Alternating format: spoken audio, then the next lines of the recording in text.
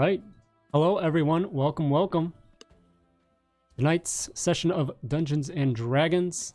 To all of our viewers, thank you for joining. We are at $275 of my $500 goal here for ExtraLife, going towards my local Children's Miracle Network hospital. So doing good in that regard. Thank you for that. If you'd like to donate, there'll be a link in the chat that you can follow. I appreciate it very much. And yeah, otherwise, we're just gonna play some games tonight. So our players tonight, we got together a bit ago, played an in-person game, and it was the first adventure together as you all had helped out Wizard Tower Brewing as they had a rodent issue in their cellar, and it turned out to be a little bit more than that. But you took care of the rats and also dealt with the strange spider abomination that was hiding around as well, that seemed to have maybe gotten into some of the old potions that laid around the tower that was named after the last occupant, a wizard. But after that, collecting your goods, which, by the way, everyone, in inventory, in your inventory section, below those menus, I did put your money, so currency is on their sheet. As you collected your bounties, you headed off to wherever you were going next. So it's been a couple days since that, as you've traveled eastward further to take Miss Lena Lionheart, who's come as a bit of a diplomat representing her fellow kind, to spread an offering to the king in the nearby area. But after this couple days of travel, you've come to a heavy woods, and the region of Bamborough. And it's getting late in the evening. Probably going to need to stop for the night. And you can hear even in the distance music playing. And as you get closer and closer in the woods, you see a lot of lights, colorful lights here flickering, and voices, the din of a crowd, pretty jovial. And you get closer and closer, and you notice it looks like there's a festival going on. You see some banners and flags and tents and things like that. Ulace, give me a... Start us off here with a... Oh, not lore, so I think...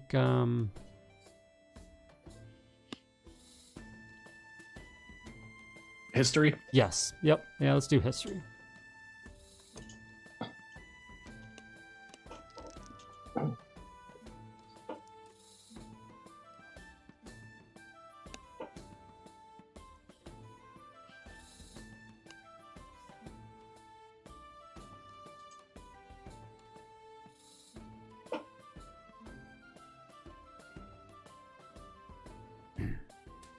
Did you see it? Oh, no, it didn't go. No, he did. Did it? Got a 3. Yeah, as I say, it didn't show up on the stream. Public roll. Let me hang on a sec. Refresh. There it is. You're gonna okay. want to re-roll that anyway. I was gonna say it was just a trial.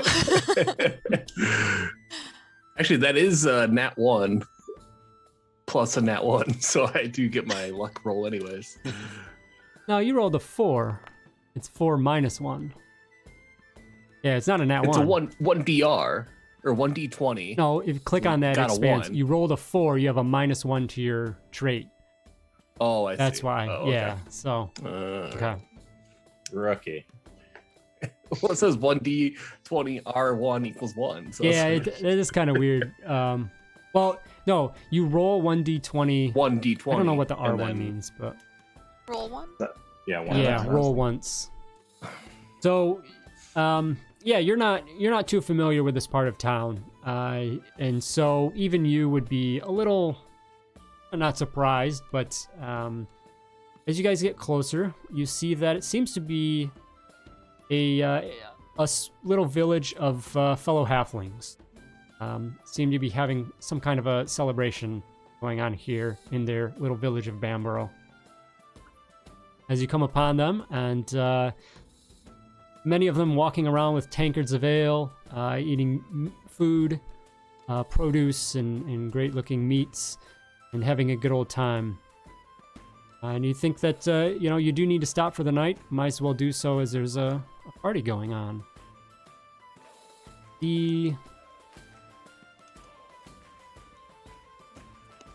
There's a little bit of a there's a couple that are guards that are kind of not guards but greeters, if you will, dressed in festive clothing that see you as come and says, "Hail and well met. Welcome to Bamborough. What brings you by, fellow?" And who was he saying that to? Just to the group in general. To the group? Oh, okay. Yep. We just happened to be on our way through. We stopped at the brewery down the road, Wizard's Brewery down the road, and decided to come check out the town. Down the road? Wizard's Brewery's 2 days past. It's quite, I know a fellow like yourselves, us halflings. It's a lot longer than down the road. Well, You must make good life time. as an adventurer must, it all blends together. I understand. Things are kind of blending together right now as he raises his tankard of ale. Well, it's getting late, but we're always welcome to have guests. We're here celebrating our summer festival. Wonderful, wonderful. Kind of events do we have planned for the day? Oh, we have lots going on. Great food, great beverages, some party games. He kind of scans the group and kind of makes note of, Lena, your bow, Goctrum, just your natural strength as a dwarf, and one by one, and says, we have many games of skill that we would love some outsiders to come and join and take part in if you'd like. Sounds like a great time. I've always been told if you can do something good, don't do it for free. Any prizes that we can earn by besting anyone? Oh, but of course. You have some tough competition from our fellows, but absolutely. Come in. And he turns and gestures towards deeper into the party, where it just opens up into tents and all kinds of other, mostly halflings about just having a grand old time.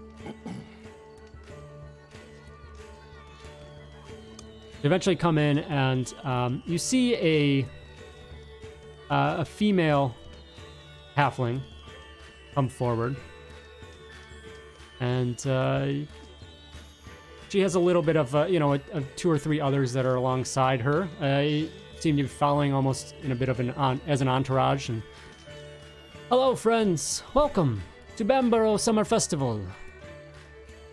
I am Mayor Gildry Proudbush. It is very wonderful to have you all here today, passing through, I hear. We would be honored if you would celebrate with us tonight. We would as well. We appreciate the invitation.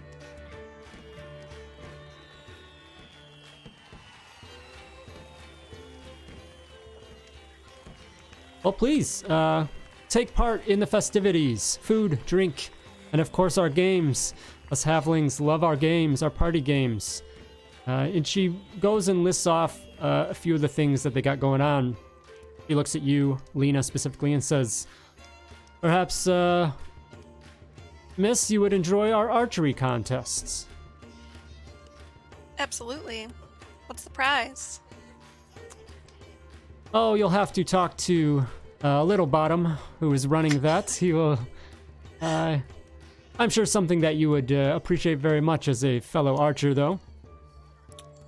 And any of you fancy a tankard of ale?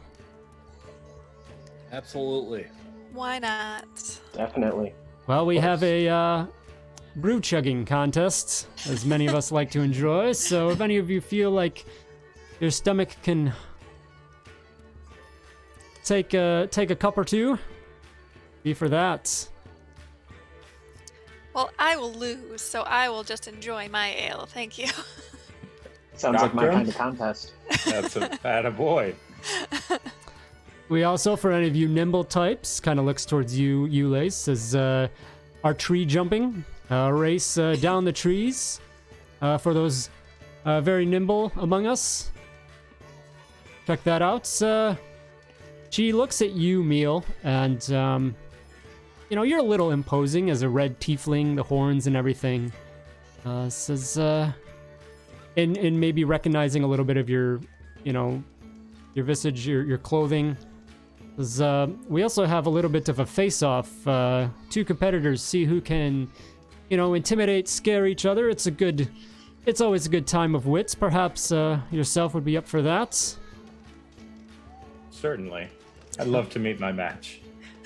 And then she finally turns to you, Goctram, and says, "Oh, a man of strength, I see. Perhaps you'd be interested in our gourd hugging. Always a good time."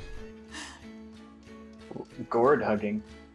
Oh yes, I think that would be a first. we have our fresh gourds, and whoever can crush them the fastest is the winner of the challenge.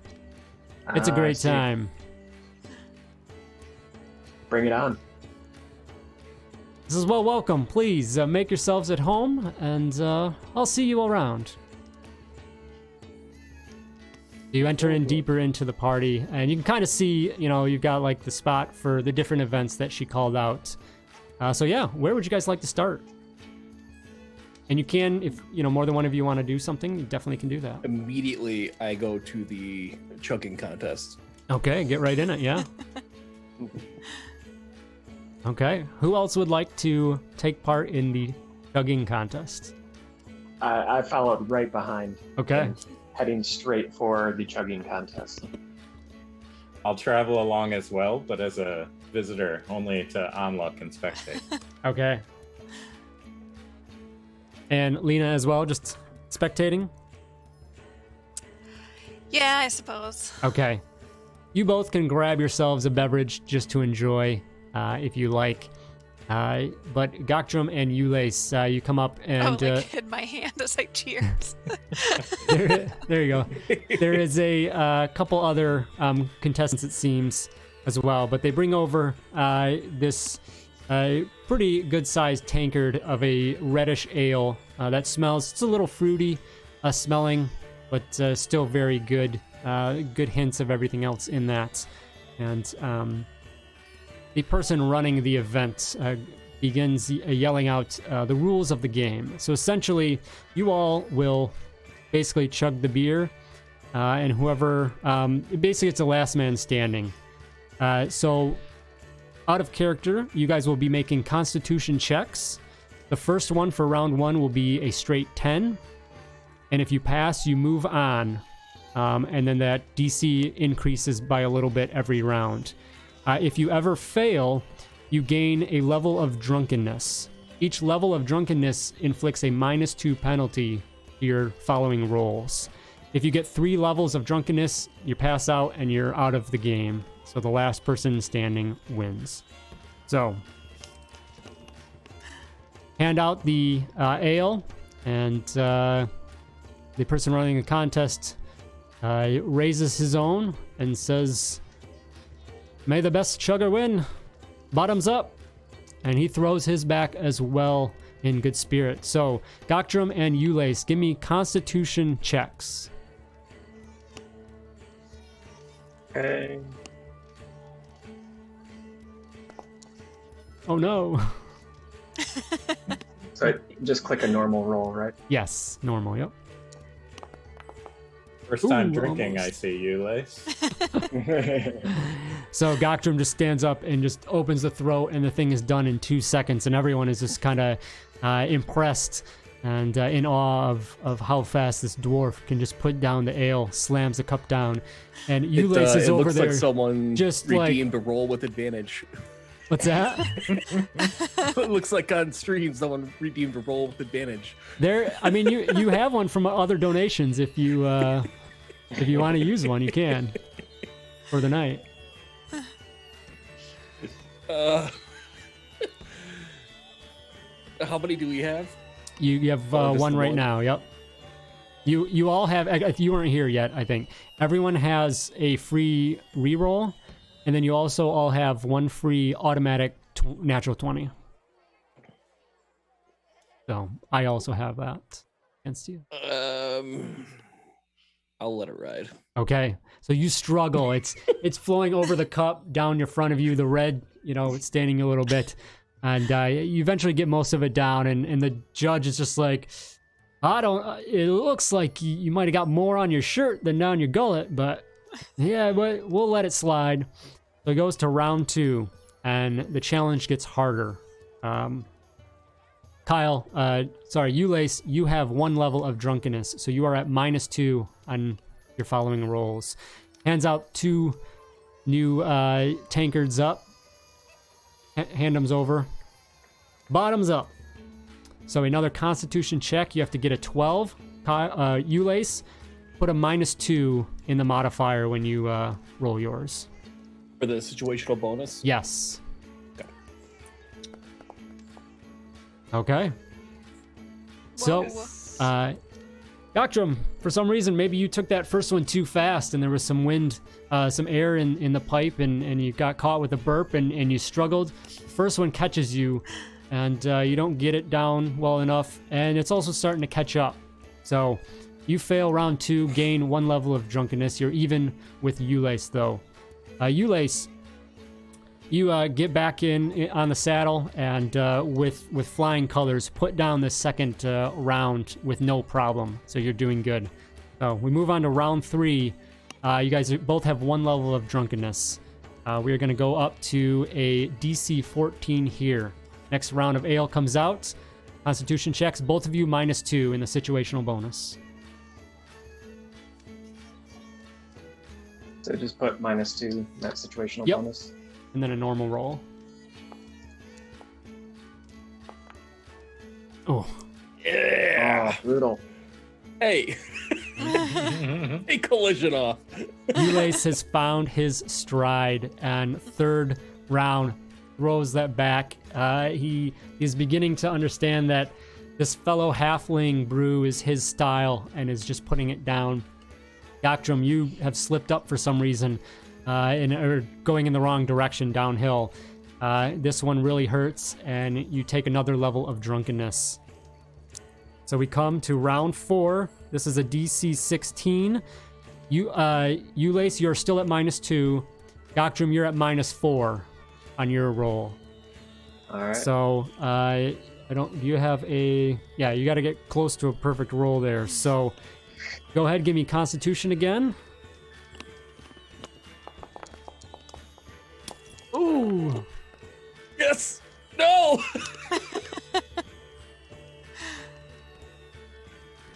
Did you get a 3 with your second roll? Yeah. Wait, A 4. you had a 1? 4, Oh, but yeah, it was nat roll 1. -2 plus 1. Okay. All right. So the fourth round comes out, and Ulysse, this one's catching up to you. It's really, you're struggling here. But next to you, Doctrum does a little better, but just for some reason, the sweet ale is not his style. One that enjoys more of the hoppy ales. This is not what dwarves are used to drinking. Not at all. The gut rot just hits, and it just comes up as you hit 3 levels of drunkenness, and you kind of waver and go down on a knee as you have to purge from just the sweetness. And the usher calls out and announces Ulysse as the winner of the chugging contest, and there's a roar from the crowd as you've done so. Of course, only a halfling could win this contest. The Contest was rigged. he brings over a small little potion bottle for you, Ulysses, and says, your prize here, good sir, is this special potion to help you, showing one that has great level of constitution like yourself. You have the Tiket Pamuk potion. So this potion, it has one use, and as a bonus action, you can take the potion and gain 10 temporary hit points. Okay. So, and you can give that to somebody else. So it's not locked to you, but that's what you have. All right. So that is the end of that. The crowd kind of disperses a little bit. Where would you guys like to go next? I think I'd like to check out the archery competition. Okay. There's a lot of eyes that follow you over there. Definitely with high expectation that the beautiful elf is with her nice bow that hangs over your back, very ornate, is probably going to do well at this competition. There's a few others that would like to step up as well to go against you. And the judge comes up and looks at the rest of you companions. Gokdrum, as you kind of try to shake things off. Actually, Gokdrum, give me a Constitution saving throw this time. Okay, so Constitution save. Just straight normal, no penalty. Okay. Boom. It didn't take you long. It was more that sweetness that's really what bothered you. You didn't really, catch any drunkenness. You shake that off, so you're pretty good as well. But the judge over here at the archery looks to you and to you, Ulysses, as well, and says, "I don't have to only use bows and arrows here. If you want to throw some knives or axe, we can do that as well, if you're interested." I'll What kind skill of goes along with this? This would be Dexterity. Actually, I think that's something you probably don't want to do. I'll give it a go. I'll take 1.5 kind of drunken steps forward and offer myself up. Okay. I'll go and throw my my daggers. Daggers? Okay. And Meal, what do you want to throw? I got this small knife here. That'll work just fine. Throw some daggers as well, essentially? That's right. Can do. Okay. So the judge begins to explain about this event. So you will have, we'll do 3 attempts, and you'll shoot a target. And so you'll basically roll an attack roll. So if you're proficient with your weapon, then you can use your modifier. So Lena, you will be able to. So basically, Lena, you'll be making an attack roll with your bow and arrow. Ulysses, I think you can also attack with your dagger. Mm-hmm. Well, actually, because you want it to be thrown. Is that going to be based off Dexterity? Actually, I think it is, because it should be. Yeah. It's finesse. Yep, you're good. You're good there. So, and then Emil. Okay, I'll give you the same. So, Meal, if you want, real quick, grab a dagger from the inventory, from the equipment, and throw that on. And then we'll see that shows up. So how do I... So it's dexterity is... You're just going to go... So, yeah, what you're going to do, Lena, is just go up to inventory and then longbow. You're going to hit longbow up top. You see that? Yep. Yep, that's what you'll do to do your shot, so... And then I click attack? Yep, just a second, though. Oh, okay. Okay, got the dagger in there. Okay. Okay, so you guys line up and are ready to go ahead and attempt this. And it's a little staggered. So Lena, you're back in distance, compensating for the bow, of course. And the other two are up closer, which is probably not in safety regulations at all for them to be forward of you as you launch an arrow. But Shoot you a glare. You better not hit me, Lena. So, the judge calls out for round 1. Everyone, Lena, you knock your arrow. The other two grabbing your blades and throwing those out. So, go ahead and make your attack rolls. Oh no! Oh, Someone's getting shot. I hit Meal in the back. Okay, so Lena, you miss wildly. Nervous about the crowd's attention, not wanting to hit a counterpart. You just miss wildly. You start off with 0 points. Meal, the arrow zooms past you. Luckily doesn't hit you, but it throws you off. But you still manage to hit the board, and you gather 2 points on your first round. And Ulace, you just nailed this thing. Almost bullseye for 9 points.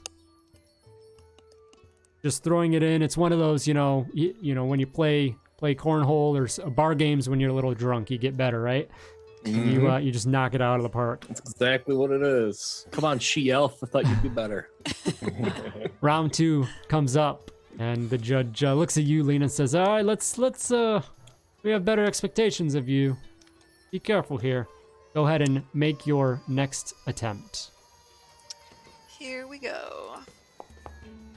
Oh, Hey! see? It was just jitters. Just had to shake it off.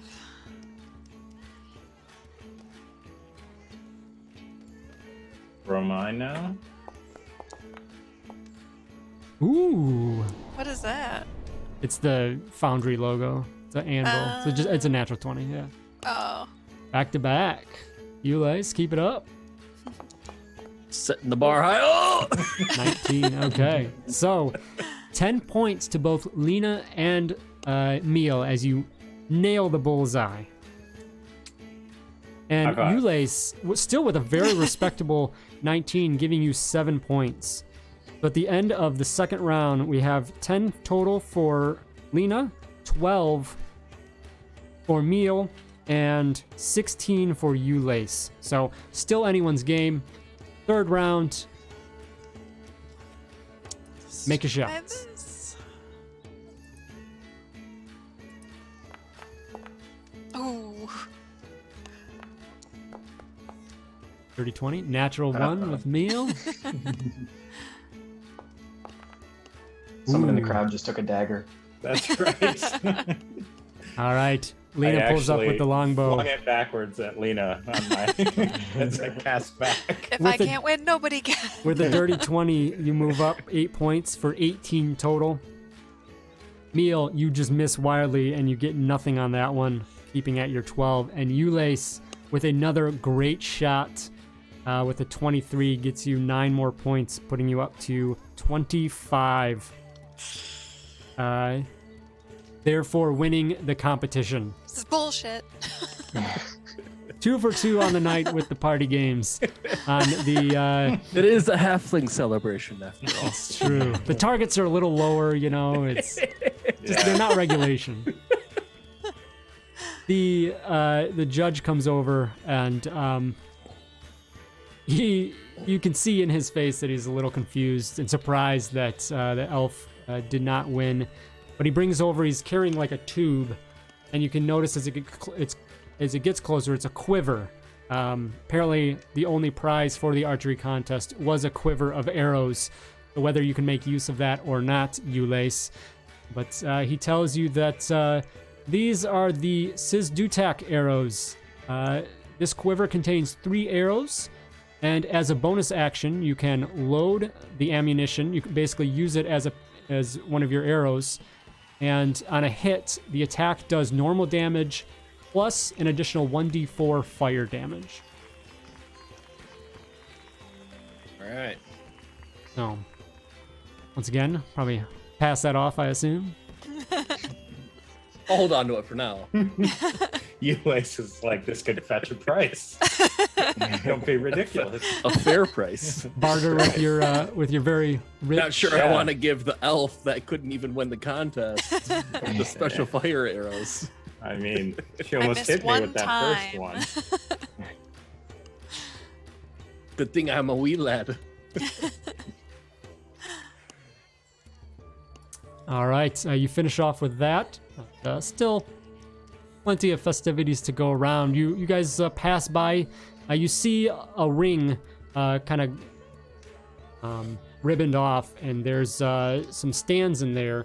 There is three tables, and each of them has a gourd, giant pumpkin essentially, varying in size, small to large. There's a few of them set up, and you assume that this is the gourd hugging challenge. And the patron there calls out and especially looks at you, Goctrum, and says, "Oh, we don't get much dwarves over in this area. This has your name on it, sir. Would you like to come try the gourd hugging?" Hell yeah, I'm gonna redeem myself from all these rigged halfling games. He chuckles and looks at the rest of the group, says, "Anyone else be interested in a game?" Aye, if I get another brew in me, I think I'll be up for another go. Gourd hugging's not my sport. Same. Okay. My strength's not what it used to be. I'm still a bit sour from my loss. Don't think I can handle another. All right. So, Ulysses, are you going to jump in with this one? Yeah. Okay. So, you step into the ring here, and you have three gourds before you, each of you. You are positioned behind the smallest of the three to start. And the judge explains the rules and says, essentially, your goal is to crush the gourd. You'll grab it in your arms, squeeze it together, and when that thing crushes apart, you get to move on to the next one. Whoever completes all three, the first is the winner. He sets you up to go ahead and begin. You grab your first gourd in front of you in your chest, and this will be a strength check to go ahead and crush that pumpkin. The first one... Now, before we get started, does anyone want to bow out now and save themselves the dignity? All right, I'm ready to go. It's all talk from such a short man. Ulysses, give me an intimidation check.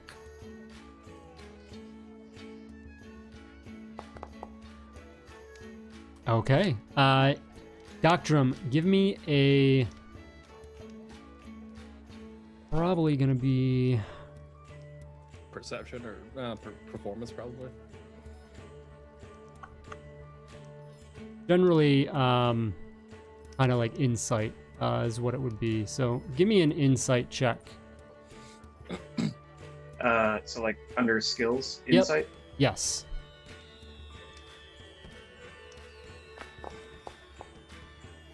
Okay. You really do want to redeem yourself, and maybe there's a little nerves in that regard. Lace, you have a little bit of confidence from this, and you will. And so Goctrum, you're gonna have a -1 to your initial round from the intimidation by Lace. So he sets up the round one. You guys grab your gourds, and the judge says, "Crush." You guys squeeze. So give me straight strength checks. Oh, I need to add a -1. You would, yes. Oh, God. So we can just leave it on there, Doctrine, with what you have. So you're at a 4. So both of you grab that. I didn't roll yet. Sorry. Oh, you're I right. was ahead Okay. of them. All right. Okay, good. Yeah. So Ulysses, you go up and squeeze, and this thing is a lot tougher than you realize. It begins to split a little bit, but you're nowhere near crushing that.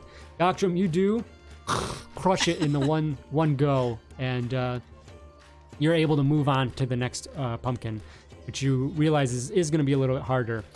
Ulysses, you are still on the first one. So round 2, go ahead and attempt. Ulysses, you are still on the first pumpkin. You need to get a 10, or sorry, at this point you need to get a 5. Doctrum, you are aiming for a 15 strength checks. All right.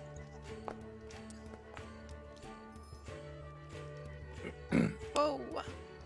Okay. All right. Ulysses, this time you got a good crack in it the first time, and you just obliterate your pumpkin, moving on to the second one. Doctrum, you're able to just take down the second pumpkin with ease as well, just without any issue.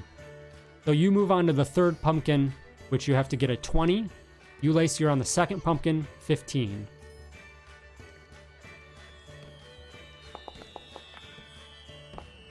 Ooh.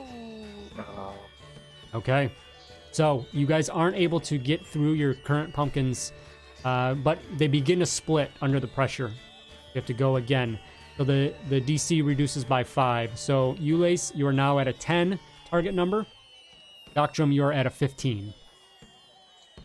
All right. All right. And Ulace, as you go and struggle and crack it even further, it's not done yet, but you're close. Next to you, you just hear a crunch as this pumpkin bits go all over the place as Goctrum just destroys the rest of that gourd in his arms, and the crowd erupts Gourd. in cheers. And the judge comes over and says, "Congratulations, good sir. We didn't have any doubts. Pay no mind to our fellow boastful halflings," as he gestures to you, Ulace. But Better luck next time, Ulace, as I toss my gourd remnants at your feet. wiping it off. As he does, I kind of take a stumbling step and immediately just throw up all over. So he brings over your reward, and it is a potion as well, and hands it to you and says, "This is the Grax Grek. This potion will, as a bonus action, you can consume the potion, and it will grant you advantage on all grappling checks for 1 minute." Okay. So I think you can, I think with one of your rage abilities, I think anyway, you might get that already, but this would give you, other use outside of that feature. So that is that. With that, so there's a couple party games you guys can still check out if you want, or if not, just go enjoy some of the festivities. The tree jumping and then the face-off. I'm What is the interested in this face-off? face-off. I'll head over there. Okay. You just see a stage put up, and there's a little bit of like a backdrop behind it, and it's got, those classic like smiling, frowning mask faces from theater. And you see there's two halflings up there right now that are just looking at each other and giving crazy faces or trying to intimidate and scare each other. And the other, it's basically a don't make me laugh contest kind of a thing. And they're going at it back and forth, and the crowd is laughing for the hijinks going on. And finally, one of them breaks, and one is a declared winner of the contest. And this is, who would like to be next up in the face-off? Approach the stage. I'm interested to see what you halflings have. Ooh, a tiefling. This should be great. Come. Who else would like to go against? I'll do a face-off. I'm not easily amused. It was wonderful. Beautiful Elven, please come. Take your places. Now, we will do a few rounds, and each of you will try and get the other one to break their face. Break their expression. So,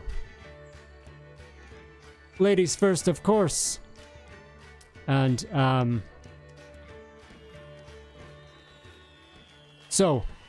give me, Lena, you guys will both go at the same time, or roll it together each round. So, it's going to be a charisma-based skill, so you can choose whatever you want in charisma. Wait, there's more than one charisma? Yes, so Like actually this one, sorry, you might, man, the sheet, they're not sorted together. So Persuasion, performance, deception, intimidation. if you open up your It'll character say sheet, charisma next to the CHA, skill. yeah, under next to it, do you see attributes. that? Oh, Yep. Okay, You so are gonna deception, want intimidation. probably persuasion is gonna be Yeah. yours that you'll want to use. So So then I click persuasion. yep. And then just do a normal roll. Got it. Okay, so you come out and you just try and give this convincing argument, telling this story to Meal and trying to get him to break his pose, and something does crack in him, and there's a little smirk in his face, and you tell a really convincing, funny joke, and you take your round, take the point in your round. The judge comes out, says, very good, but come on, I think you both can do a little better than that. Mr. He gestures to you questioningly, as if asking for your name. Meal. Meal, Mr. Meal. You do have the leading honors in this round. Please, begin. Perfect. And I want to, right as I'm getting ready to kind of start my rounds, and I cast Thaumaturgy Okay. to make a sound of a flatulence come out from underneath Lena.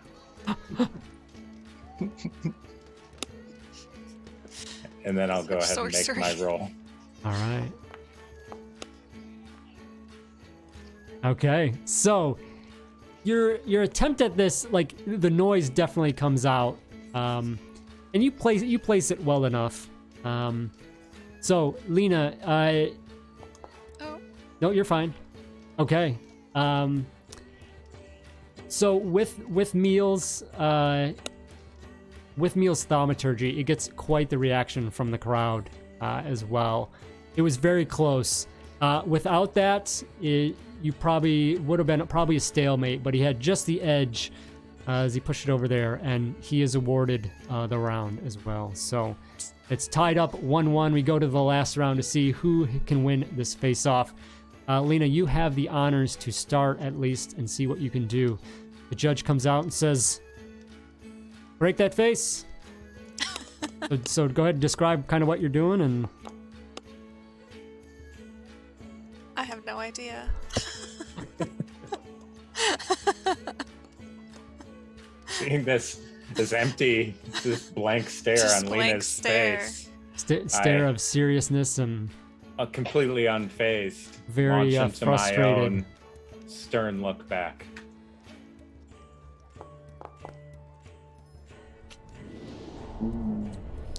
The sound of the flatulence has distracted you or put you off enough, and Meal is feeling the energy from the crowd, and is just able to resist and almost throw it back to you as you break in frustration of your attempt at trying to get him. And Meal takes the third round to be the winner of the contests, as there's an eruption from the crowd. Just losing 2 games in a row. There, Lena. Perhaps you'll be more useful in combat. Once I steal those cool arrows. That's right. The judge comes over and pulls out. He has a mask, and it's kind of got a pretty creepy, ghoulish face to it, and hands it over to you, Meal, and says, "This is the Ada Gigi mask. This is your prize. And with this mask, you can wear the mask as a bonus action. You can put it on as a bonus and as part of that bonus action, cause one creature you can see, force them to make a wisdom saving throw, DC 13. If they fail, they are frightened of you. So they will be frightened of you. They can repeat that save at the end of each turn. And so frightened essentially means, let's pull up our rules here for that. I believe that basically they can't attack you.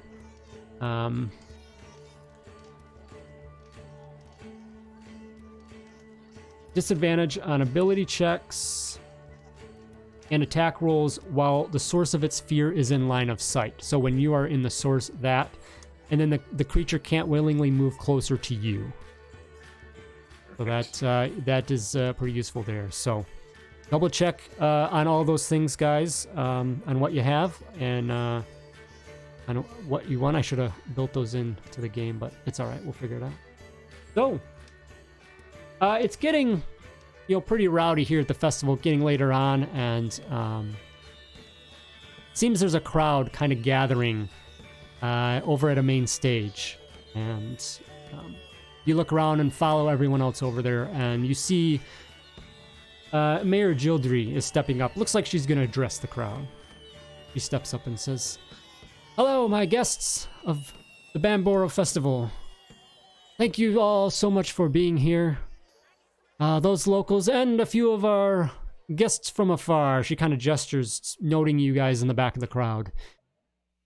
"Every year we have such a grand time at the festival, and I just wanted to say thank you for being here and to enjoy yourselves. Be safe, have fun as we celebrate our wonderful summer season here and going into the harvest." And she raises a tankard to everyone. "Cheers, Prost, Salud." And everyone just raises up a big cheers and enjoys. And the crowd goes back to having a good old time. And you see the mayor kind of wander off, go back into the crowd, and whatnot.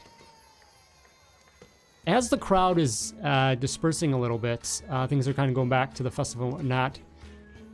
You guys hear a cry from in the distance of some individuals calling out in fear or fright. And your attention is turned, and you hear what sounds to be almost like heavy footfalls, crashing of, wood, structures, things like that in the distance and whatnot. As people other partygoers start yelling out, "Someone please help! What is going on?" I head over to check it out. Yeah, I'll follow Lena, kind of trotting along to see the source of the commotion. You head over to this platformed area here in the forest. It's raised up a little bit from the forest floor, and there's a bunch of tents here. Looks like this is where kind of like, the catering area, whatever, food tents and things where they bring all the supplies to the party. But there's a few festival aspects as well. But you notice a giant humanoid shape just kind of thrashing about amidst the area there. And someone comes over and says, It's a massive ogre. He's come to destroy our goods. He must be looking for food. Please, will somebody help? We must stop him to save the party." Do we see the ogre? If you go over there, you can see, you can kind of see, thrashing about, because he's kind of caught in the tents and things like that, but... Still a little drunk and high off my gourd crushing. Come on, guys, let's go take him down. I'm ready to get into a fight. Perfect. That's the spirit, Goctrum. Lena, do you think you can hit this thing? Is it big enough for you? I think. What's the distance on this? Do you guys reckon? I think it's within my range. Looks closer than that bullseye did. You all rush over to this area as the crowd disperses, looking to you all, recognizing immediately that you all are probably the adventuring type and are going to be able to, maybe offer something here. Any of those abled fighters, kind of didn't really prepare for anything. They didn't expect this, so they're definitely leaning on you. And you rush up to the platform, and you see there's a fire in the middle there going. There's some large tents on either side, and you see the ogre just nearby in the distance, crashing in through the tents, looking for whatever.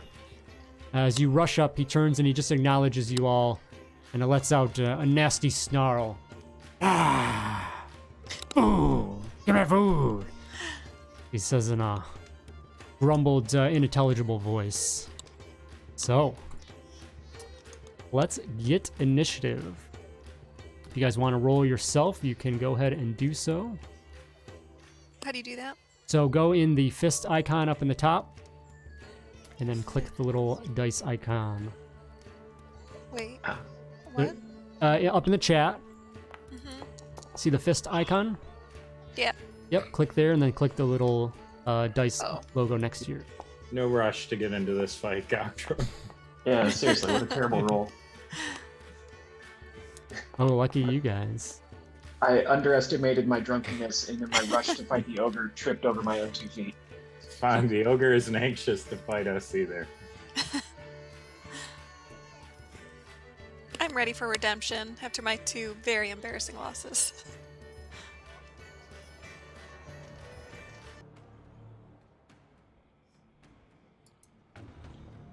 The ogre cries out and sees you coming up, and initially just thinks that you're not going to get involved. He's set obviously on one thing. So we begin combat. Lena, you are up first.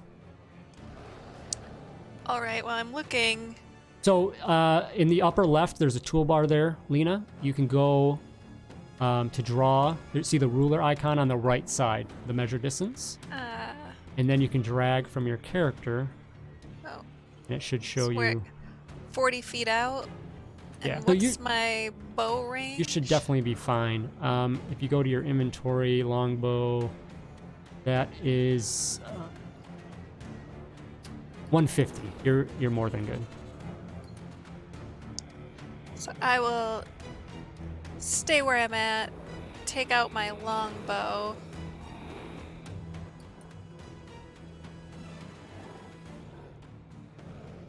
Aim it up and fire. Ooh.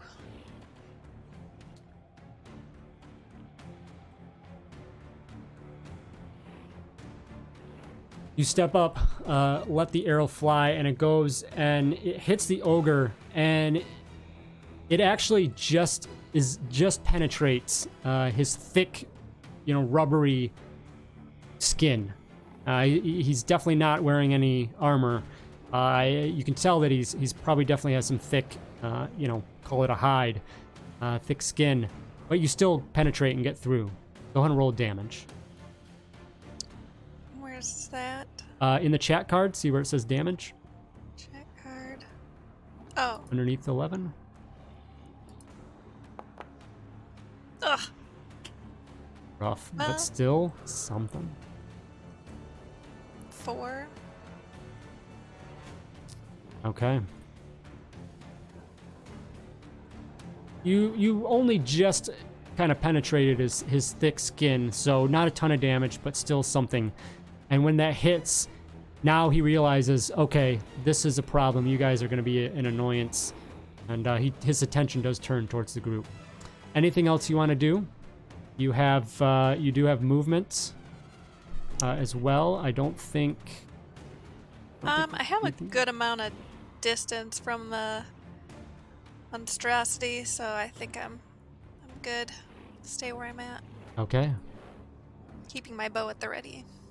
Lace, you are up. Since I've been doing so well at throwing my daggers, I will go ahead and opt to do that.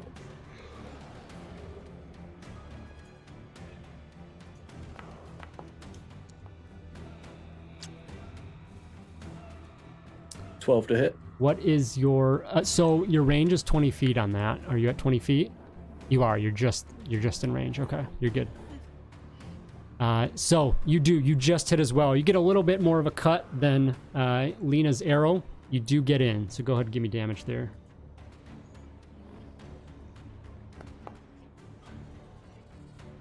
And similar to your elven counterpart, a little bit of damage, but it's better than none. Wait, ogre- that's a. Do I get my luck on that, or is it No, only on? only on the d20s. Yeah. Oh, okay. Okay. With that, anything else you Can want I to use do? my bonus action to throw my other dagger? You can, yes. I Do will be that. aware that they'll be out of my hands after this. Yes.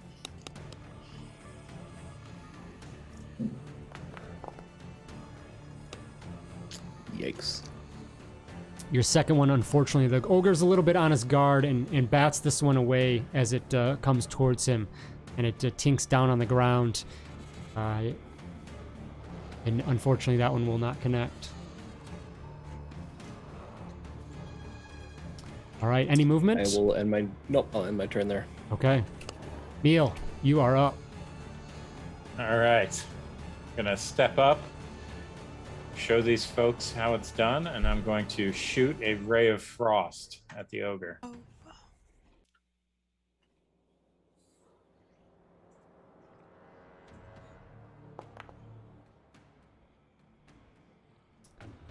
All right, that definitely hits. You cast that out of your staff? That's Is right. that how that works? Okay. So you see Meal step forward and push forward his staff with the glowing, I think he had like a gem or something on top of that. It illuminates brightly in a bright crystal blue, and then a burst of cold energy flies out towards the ogre, hitting it squarely in the chest Nice. for a nice 6 points of cold damage. Right. He also gets slowed down for 10 feet until the start of my next turn. Okay, good to know. Yeah. All right. And now that my job here is done, I'm going to relocate myself over here on this platform, Okay. and then my turn. All right. And Gokdrum, you are up. All right. Well, I was ready for a fight, so how do I move? So you can you just move your token, but the way to measure it is hold control and start to drag off your token, and then you can Yep. and then hit space and it'll move it. Okay. You make a Okay. click your point at the end of that. There you go. Yep. Okay. So, having recovered from my initial trip, I run up to the ogre so I can do something in this fight. He's fairly big, so I'm going to try and use my great axe. Okay. Rushing forward, hauling across the platform towards the ogre, who's a little bit reeling right now from the blast of frost, bringing the heavy great axe over. Go ahead and make the attack roll.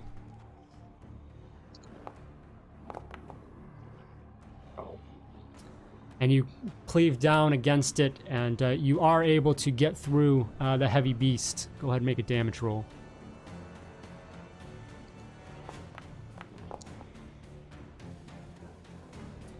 All right. Unfortunately, you don't get as much behind it as you wanted. It is a pretty large beast before you, but still better than nothing. The ogre is not excited about the incoming attack.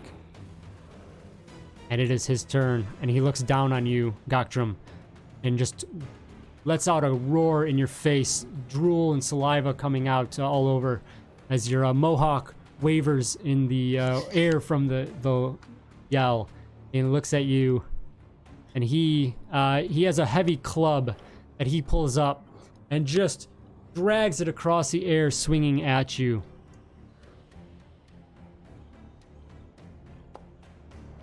Ooh. Oh. Oh, All right, that's gonna hurt.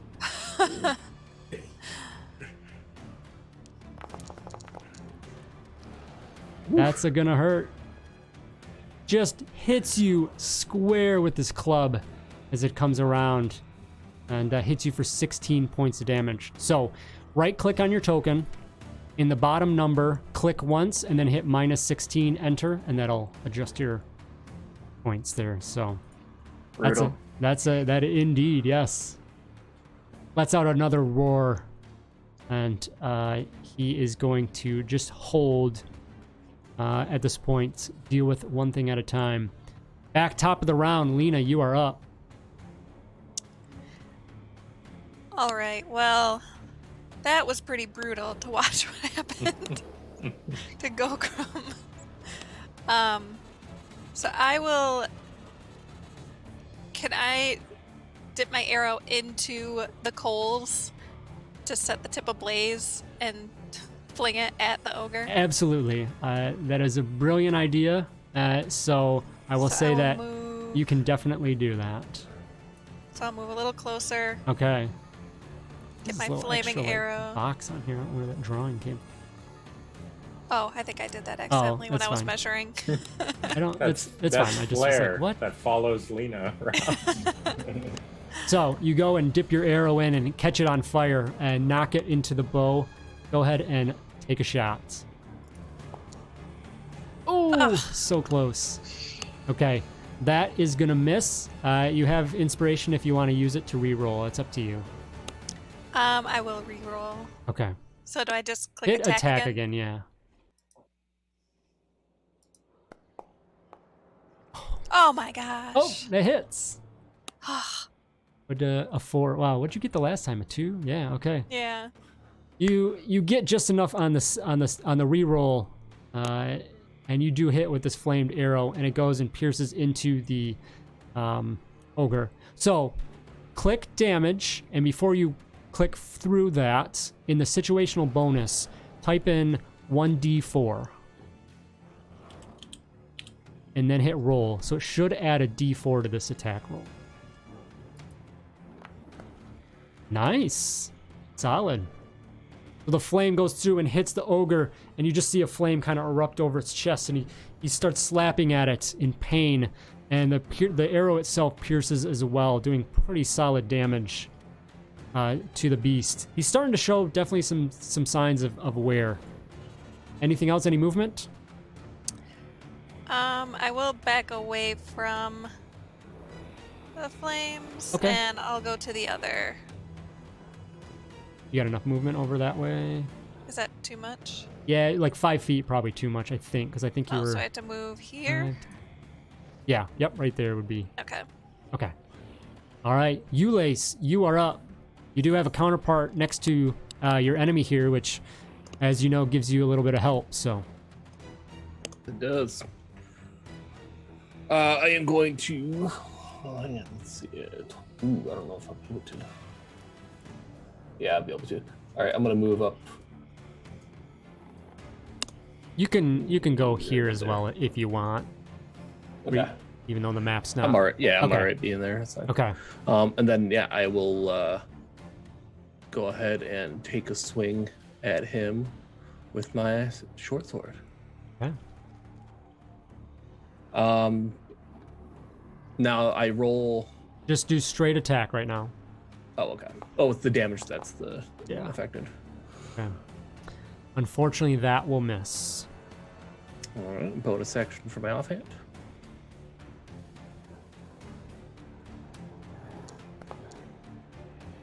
That There we one go. will hit. The first one, unfortunately, you don't catch a good swing into him, but the second one, you really make sure that you get to him, and you do stab with that. So go ahead, give me damage on the second one. Normal damage or Yep, do the norm. Actually, you can roll. You have what's your? Is it 2d6? critical hit, isn't it? No. What's your sneak attack? 2d6 or 1? Oh, it's just- 2, I believe. Let me. An extra 1d6. Okay, so hit Oh. damage in your attack, and then in situational bonus, put 1d6. Plus 1d6. Don't put you don't need to be plus, I don't think. But it might work either way. There we go. Oh wait, yeah, that's a d6. Okay. So, not bad. Good average damage roll there.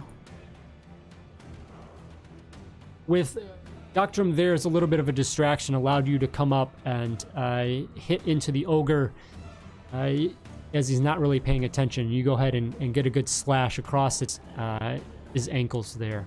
Anything else? I think you used, that's pretty much everything, I believe. Yeah, for you. I'm Yep. done. Okay. Meal, you are up. Right.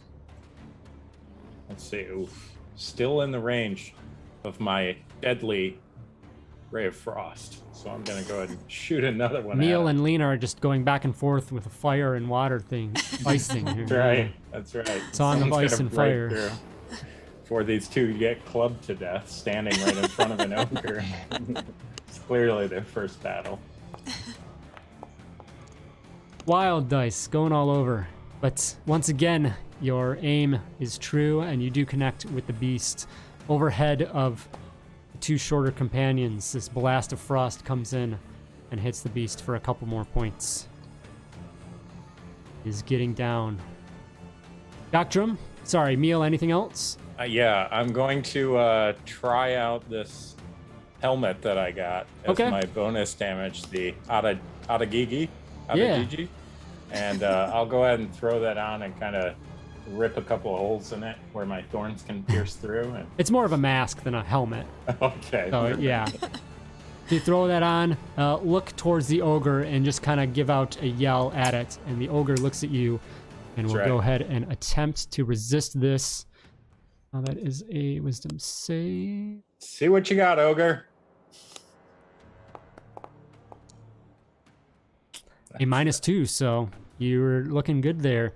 The ogre looks across the way and just for some reason locks eyes with that mask, and it causes some deep fear in it, and it just kind of, you can tell, Goctrum and Ules, you see that this thing is not having it there. So it looks pretty frightened. Goctrum, you are now up. All right. Well, I'm going to go at it with my great axe again. Okay.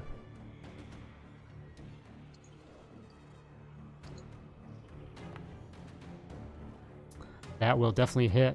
21. All right, then roll the damage, right? Yes. Oh, nice.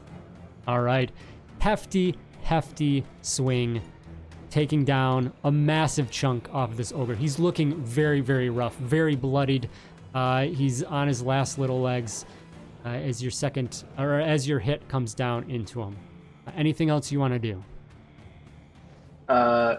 So if I run away from the ogre, he gets a free attack. Right. Okay. Now, I will say that attack, because Meal is still in sight, would be at disadvantage. Okay. So you have a little better chance of getting away, but yeah, and you're probably. Go ahead. Sorry. How far can the ogre move with the Ray of Frost? So he loses 10 feet of movement. Give me a.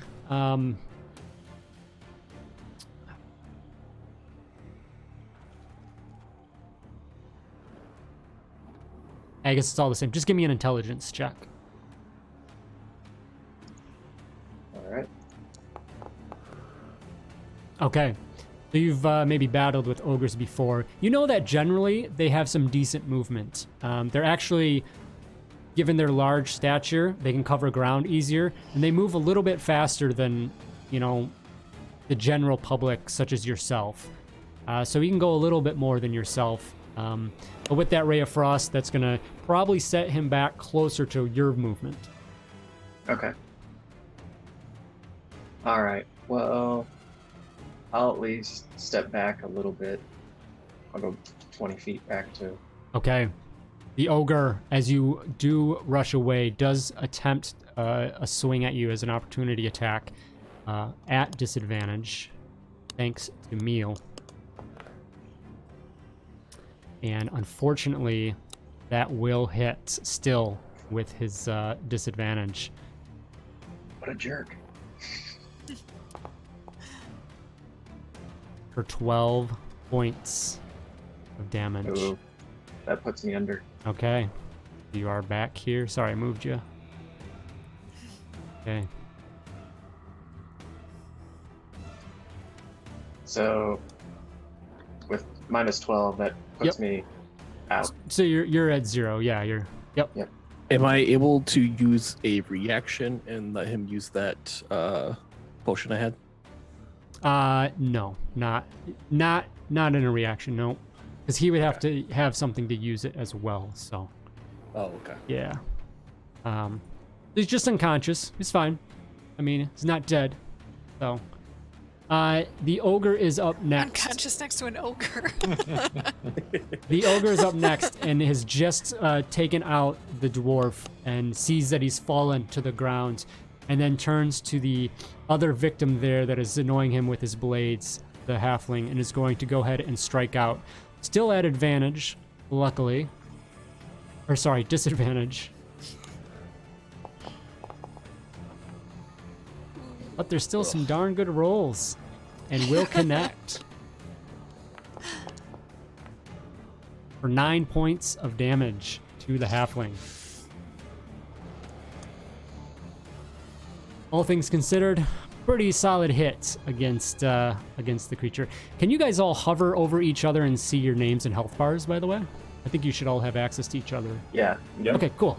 All right. Yep, I see that Gakram Yeah. is dead. Doctor, right. you're looking a little out of it. The ogre is Only gonna unconscious. yes, is gonna stay there and still deal with this immediate threat, keeping bay from the other two as well.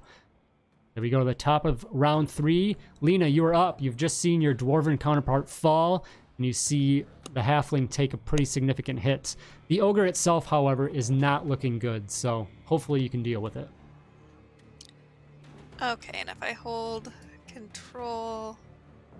Oh, that's 50 feet away. You definitely have range for your arrow. You're fine. Yeah.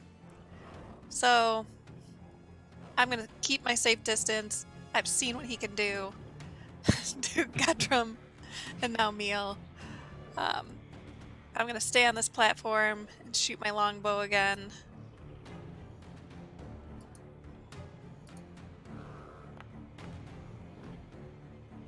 The arrow swings across the platform over the fire, and it does hit with a satisfying little thunk into the side of the ogre.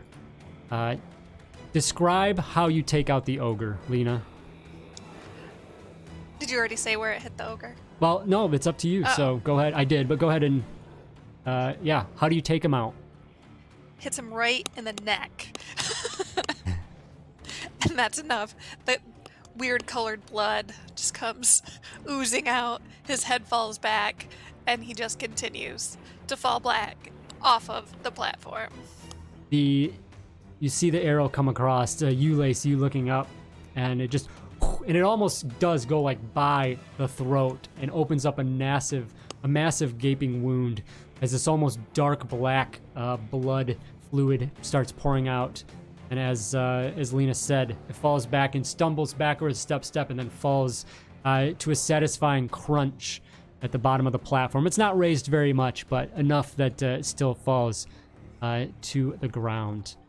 With that, the ogre is taken out, and there is a rupture of cheers from the festival goers as they come by and notice that you've all dealt with the situation. And everyone comes out beginning to survey the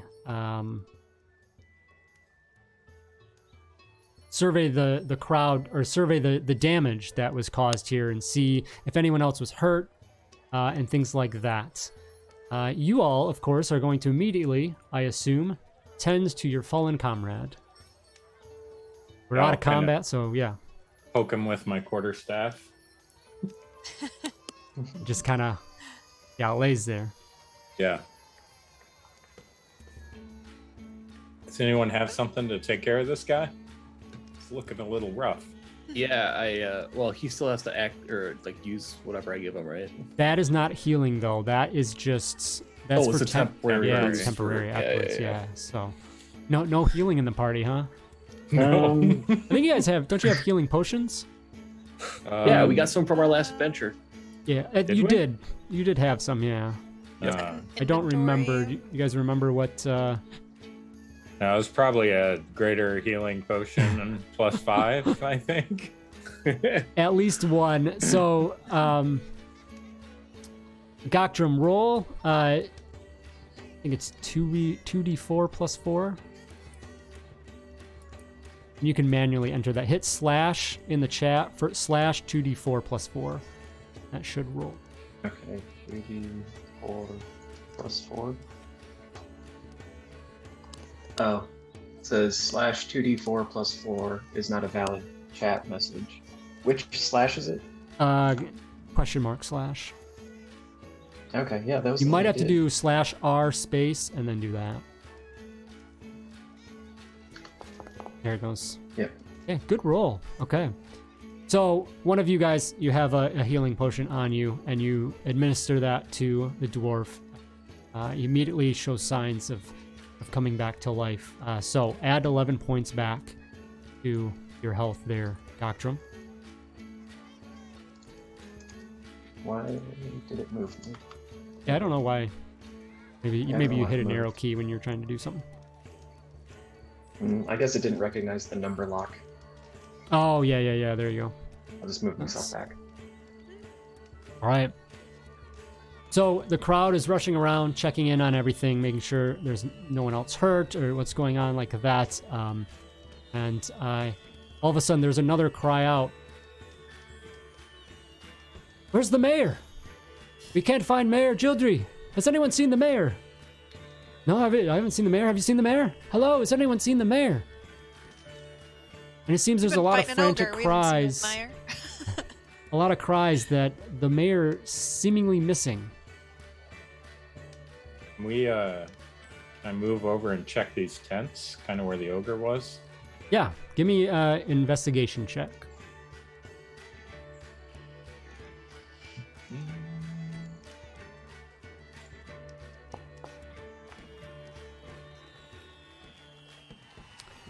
You look around and there is some significant damage here from its attacks. This is a lot of like food storage for the party. So a decent amount is still intact, but there's a lot of it that's kind of crushed and damaged, and there's debris all over the place. You don't really see any signs of anything else beyond that. No mayor here. And can I check into this tent that's on the platform I'm at? You can, yes. Go ahead, give me an investigation check. Check. Wait.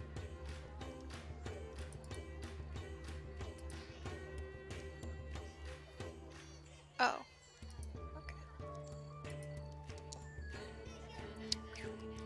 You step into this tent, and you do see that this is a, more of a receiving area, a little bit of a festival tent for people to hang out. And there's a few partygoers in here that were cowering from this ogre, but you again don't see the mayor anywhere in sight here. You're pretty confident that in this immediate area, at least, there's not going to be any signs of that. But you certainly can go about the rest of the village and see if you can find anything else out. So anyone that, so Goktrum and Ulace, if you would like to give investigations as well, just to generally look around Sure. the party. Or I'll say, or survival, if that is for any reason better for you, survival or investigation. Check. Like, yeah, Goktrum, you might want to do that instead. Yeah, survival is better for me. So, under skills. Yes. All right.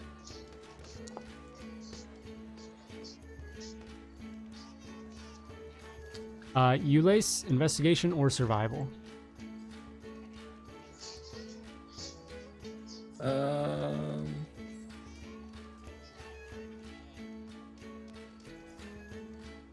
guess survival's gonna be better. Hey. Oh, there's Tormund. So, Goktrum, you look around and there's a lot of, looking for kind of like footprints and things that maybe, set you off. Unfortunately, there's a lot of, in the chaos and then in general, there's a lot of people running around the party, so it's hard to pick up on anything. Ulace, you, however, you do pick up, because you see a lot of, these are definitely the, many of these halflings are the shoeless type, and you see a lot of those larger footprints that the halflings tend to have for their size. But you do notice some other footprints that stand out. They do not look natural. And you also see with them a little bit of a dragging. It looks like, a resistance was maybe put up, somebody kicking or being dragged with these other set of footprints. And you're pretty confident. Give me a quick Well, no, even with a natural 20, you recognize these as goblin footprints, and you can tell that there was more than one of them, and it looks like you find them came in and grabbed something or somebody and dragged it away.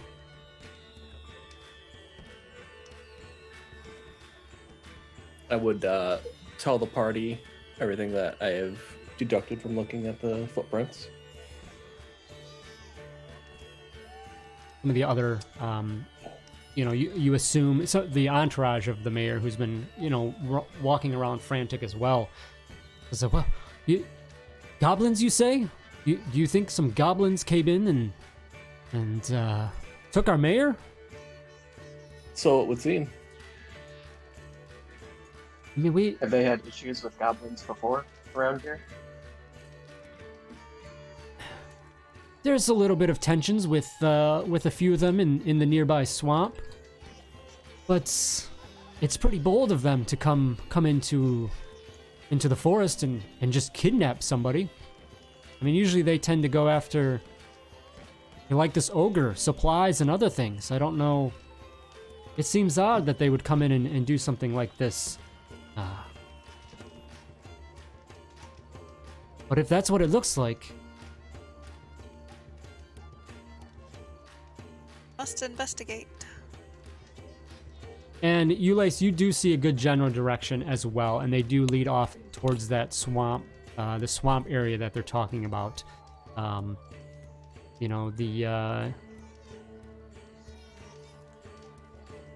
The Tarted Swamp is the name there of where they reside, that the Halflings tell you about, and says, well, we must get the mayor back as soon as possible. And we thank you so much for helping with the ogre. Could we bother you to go and try and rescue our mayor as well? We would be forever grateful. Yeah. Do they happen to have any supplies for the adventurers to go help retrieve their mare? Well, certainly. What sort of things do you think would help out? Oh, you look in pretty bad shape there, sir. Ale. Let's patch you up. And they do come over, Goktram, and provide with some healing to top you off. And Ulysses, you as well. Top both of you off. You guys go back to full health.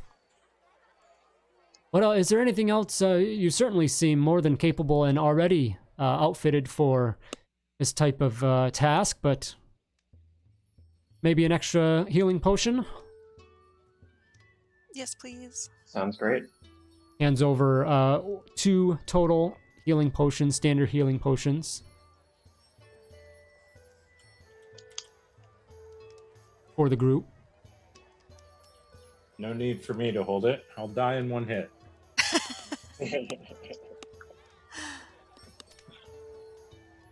I see that he's kind of looking at you, Ulysses. And Meal, some of your prizes that you already won. Says, those prizes should come in quite handy, in fact, as well. So, you definitely seem pretty stocked up and ready to go.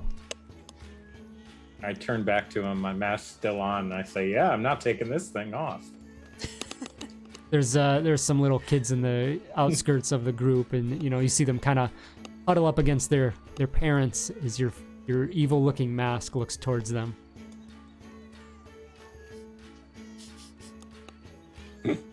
Well, if nothing else, then once again, we appreciate it very much. And somebody does come over, Ulysses, with a fresh tankard of ale and says, as you requested, anyone else? Can I get around before you head out? By all means. Hey, I'm gonna down this one and then demand another for on my way out. Give me a Constitution saving throw, Ulysses. I just start heading to the swamp. Oof. You down it. I'm not making it out. Give me another one. And you're still shaking it off, and at least in your mouth it comes up. And it does not go down well. So They kind of escort and come along with you to the edge of the forest, to where the trail begins to head out towards the swamp. It's a little bit of a trek to head out that way. They tell you it's very dark out there. Be careful. Be aware that the goblins, some of you might be aware of anyway, they're very stealthy and sneaky creatures. They may come at you in the night. So be aware of that. Be very cautious, and good luck. We hope to see you all back with our wonderful mayor soon. And we'll have something else to celebrate the evening. You guys begin your journey out into the dark edge of the woods towards the swampland. I'm gonna light up my staff with their mention of it being dark out in this forest. Okay. I was gonna say I have a Your lantern hooded as well. lantern. Okay. So we will get to that. We'll go. Let's take our break now. Take a quick break, everybody. Get 5 minutes or so. Come back and we'll, head into the swamp. So see you guys all here in a quick second.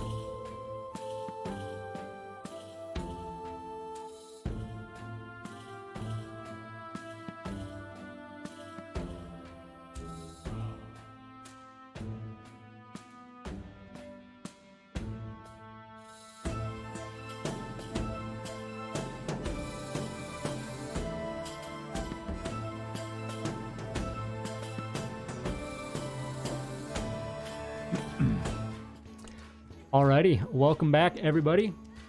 So, we left off as you all were heading out to attempt to rescue Mayor Gildry, who has seemingly been taken apparently by some goblins that had came in as you were going after the... or as you guys were dealing with the ogre. In all that chaos, some goblins came in and apparently kidnapped the mayor. I did get another donation so everyone else is going to get another inspiration as well, so remember that. And you all still have your automatic natural 20 to use sometime as well, so imagine be some good time to use it here. But remember, I have one as well, so. All right. So you guys head off into the swamps. The music behind you dies down of the festival, and the clatter of the swamp picks up. It's dark. It's very dark. Doctrum, Lena, and Meal, you luckily are able to see in the darkness. It's still dim to you, but you can see. Poor Eulace, unfortunately, does not have any dark vision and must stay close to those that have it or use light. You come into the swamp, and most of you, if you click on your token, you should have a area that you can see. Eulace, you won't be able to see anything right now. Should it say game paused? Yes, I paused it so you guys can't move. Yep. Oh, okay. Okay. I turned my lantern on. I see that. So you figured that out? Yeah. How do I do that for mine? So, click You your... don't. Oh, I don't have a thing set up for you. Let me... What is your... Is it a light cantrip? Is it a cantrip Yeah. you're doing? Yep. Okay, I think I just turned it on for you, so Nice. yeah. So it's hard to see. Let me just kind of, yeah. Yep, you have it Oh, on. yeah. So, okay. You guys do In case have... I need to run. Yeah, right? So, you guys do have that. And you come up into the swamp. Pools bubbling. Do we see Proudbush hiding in the bush over So here? in the distance, with your guys' dark vision, you can see a figure out in the distance, and you assume that it probably is her. Looks like she's kind of head hung, maybe tied up, bound to something, a tree or something there in the distance. And you're in as solid ground as possible. Around you is almost seems like bubbling pools of swamp water, and eerily quiet other than the natural sounds of the swamp. Everyone give me perception checks. Okay. Great perception. Get wrecked.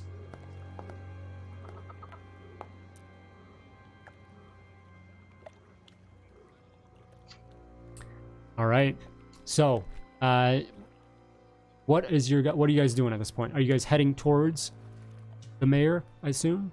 I Yeah. assume we at least kind of slowly wander in. Yeah. Okay. Like 1 or 2 steps, yeah. Okay. So yeah, you guys head forward in a little bit. Go ahead and move up a little bit. Change your marching order if you want to do that in any certain Wait, way. it's paused. Oh, it's Oh, still sorry. paused. Yep. Thank you.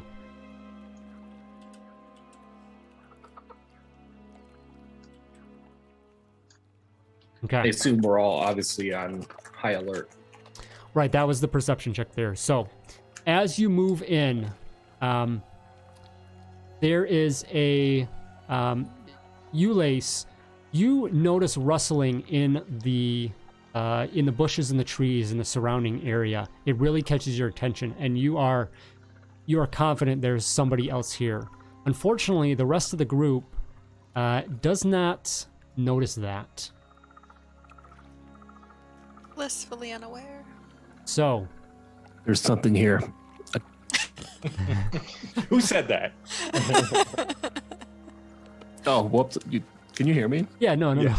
He's joking. Wait, you could hear me before? My mic was muted. What? I don't think so. For what part? I What guess. mic am I using? Oh yeah, I don't know. I mean, it hasn't Gotta been be careful what anything you say. odd. It was just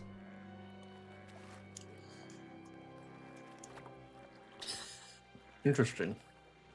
go to into Zoom and go to Is your this guy mic. still That's what I'm drunk? looking for, yeah. Yeah, Eli's is still Yeah. at the Mic bottom in. of the Zoom window. You check the microphone icon and Yeah. then go to. When we get back, I'm gonna have a talk with those halflings. I don't know what they were thinking. Giving them ale right before we go into goblin territory. So go ahead. Let's Can you hear roll me some now? initiative. Yeah. Sure can. Okay, it was muted on my like mic. It Still said sounds the you know- same before though, so I don't know if anything changed. No, I didn't. But on my Okay. mic, it was red as if it was muted. Oh, interesting. Weird. All right, so you guys all roll initiative. Do Okay. wait, where? In the combat tracker again. Oh, gotcha. I don't see initiative. Sorry. Or utility. Go to the combat tracker, the it's fist Under icon. utility. Oh, over there. Gotcha. Yeah. Top right, Sorry. yep.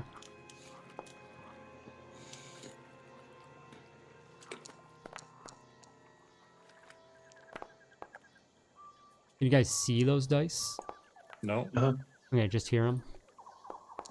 I can't can see only hear- those. I hear them and they're terrible Yeah. because there's a lot.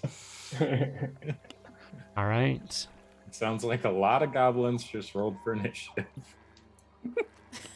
Okay, so at the top of round 1, unfortunately, all but Ulace are caught off guard by whatever is out and about in this area. So you guys are under surprise. You cannot do anything this round. Ulace, you will have your full normal turn. Yep. So, Been bamboozled. Bamboozled indeed. Why? Do we go to like a little cut scene of them with music and everything? They caught us in the trap. So, down south here in the distance, Lena and Gokchum, you're caught off guard as at the last second you do notice something, but it's just not enough for you to catch. And something comes flying out towards you. Whoa.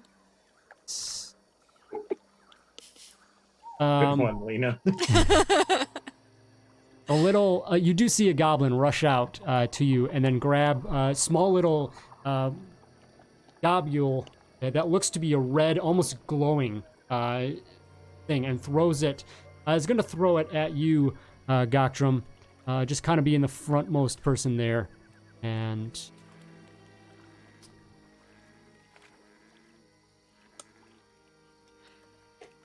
Taking all the damage today. will miss. It goes just wide of you, but this thing bursts onto the ground, erupts in flames, and it looks like it's some kind of a sticky liquid that hits the ground around your feet and continues. It holds its burn, so it's definitely very volatile, very flammable, and continues burning even in the moist, wet swamp floor nearby you. And the goblin just looks and gives an evil. Yeah, is an evil cackle at you. And then you turn towards the direction of that globule, Gokchum, and then from in the tree, there's another goblin that strikes out with a little sword at you, being right near.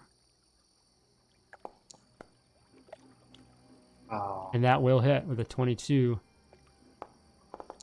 4 points of damage to you. All right. Another goblin over in the distance is going to step a little bit out into the pool and survey the crowd and sees a fellow halfling, not a fellow halfling, but a fellow short person as well, like itself, and is going to go after you as you see him pull up a little bow and attack you, Lace. That's all right, Todd. I can't tell the difference between goblins and halflings either. But unfortunately, will miss as you were aware of the oncoming attacks and are able to avoid that. Lena, you're just kind of caught, surprised, not knowing what to do here, as is Mail.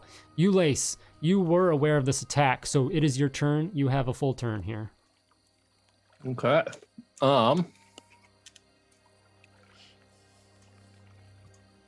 Let me see.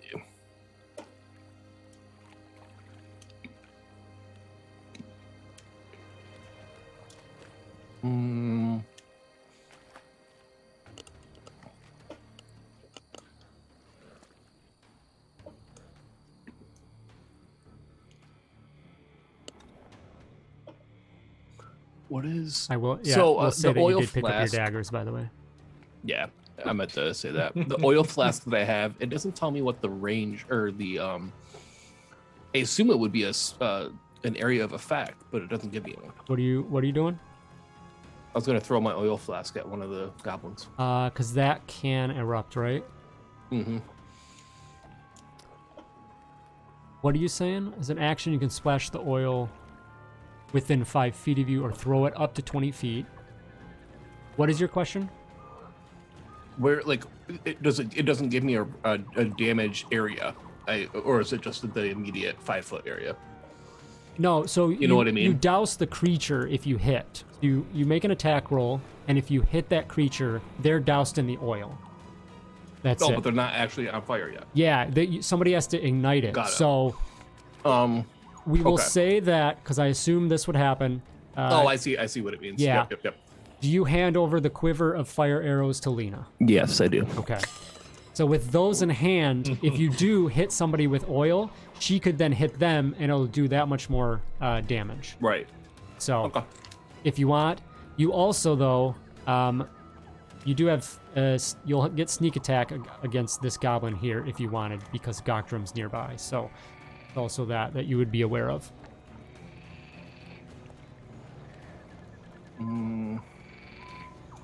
Now, sneak attack is only on the first attack, correct?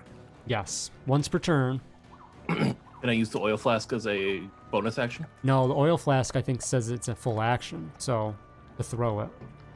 Make a ranged attack against Yeah, as an action. So Yep. I can't use a bonus action to do it instead. No, because the only way you can do your two, yeah, you can't do it that way. Okay. All right. Yeah, you know what I'm thinking. All right. I will. I'm not a big fan of this guy that just popped up in the swamp over here. I'll probably continue to have my advantage since he's probably not going to leave Gokdrum. So I'm going to throw my oil flask at the this guy over here. Okay, you're gonna go for that. Yep. Okay. So I just roll a d20, I assume. This will be a dexterity. Make a dexterity check. Yes. I think it did say ranged attack. So. Right. Correct. Yep. Okay, so that will hit. Oh wow, these guys have some armor. Oh no. They're goblins. Now they don't take. He doesn't take any damage from the impact, Nope. right? That'd be too easy. So yeah, they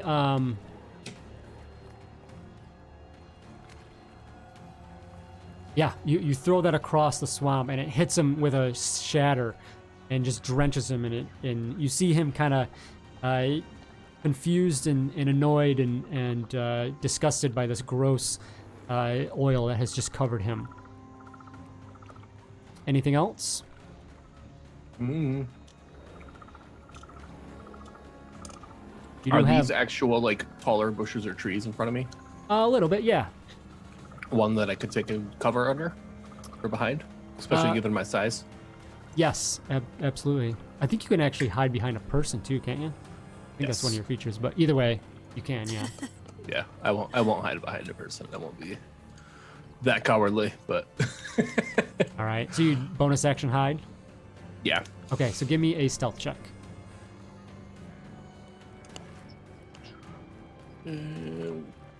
Well, Okay. right. Nice. You feel pretty confident that you slipped into the overgrowth here of the swamp. Though they initially know where you are, you might have ducked away at this point. So, Gokdrum, you are also caught off guard, so you were just kind of stuck awaiting. And another goblin in the distance here is going to just roll out from his cover. And just on the edge of the light from you, Lace, you might not even see him.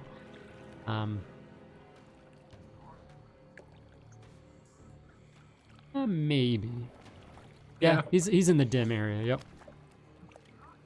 Yep. Is going to just fire off at. He'll fire his bow at Lena.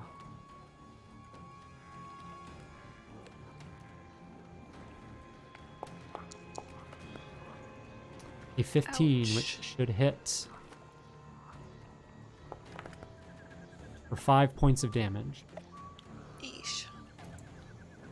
Little It's goblin the roll. lower number, right? Yep. So 13. Okay. And then it seems there is one more goblin.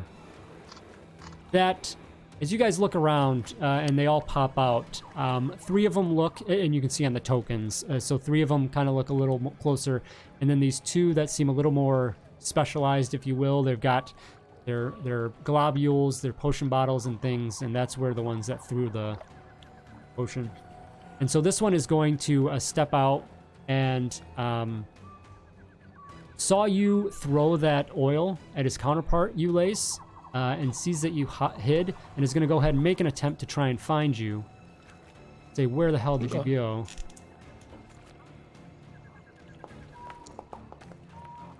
Will definitely not. And just say, oh well, and Never gonna catch me. Throw a bottle behind you towards the tiefling. Uh-oh. I catch it. I don't catch it. You do not catch it. It hits you, and the Catch it with your face. sticky liquid drenches all over you, and immediately it just goes ablaze. I do have fire resistance. Oh, you do, don't you? That's Okay. right. All right. So that resistance halves it. Yes. So you'll take 2 points, and I think. I was about to say, can you use Ray of Frost on yourself? Okay. So I Meal, cool off. this is 1d4 damage at the start of each of your turns. Oh! Every on your turns, you take that. You can basically extinguish this by using an action to roll make a around. dexterity check and get rid of it. Stop, drop, and roll. Basically. So All right. let's say, is there a fire icon? There is. All right. Okay. We come to the top of round 2. All of you now have caught your bearings. You are alert as the goblins are out to try and deal with them. This goblin is it was frustrated that it missed, and it's going to go ahead and try again and throw another globule at Ductrum. Bastard. And that'll hit. 21. It comes over, hits you square in the chest, and unfortunately you don't wear armor because you have a natural defensive ability, but it starts to burn. The chest hair singes away instantly, and it smells horribly. And you will take initially 2 points of fire damage. And same for you as well. You will potentially take more damage each of your turns as well, unless you take care of that. Okay. This goblin next to you is going to swing his club. Or his sword, I should say. And that'll miss.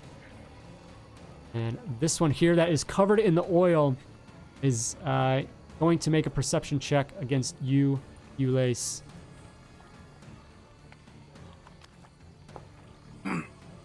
Not find you. Can't and, see me. Is going to just take a short bow at Lena.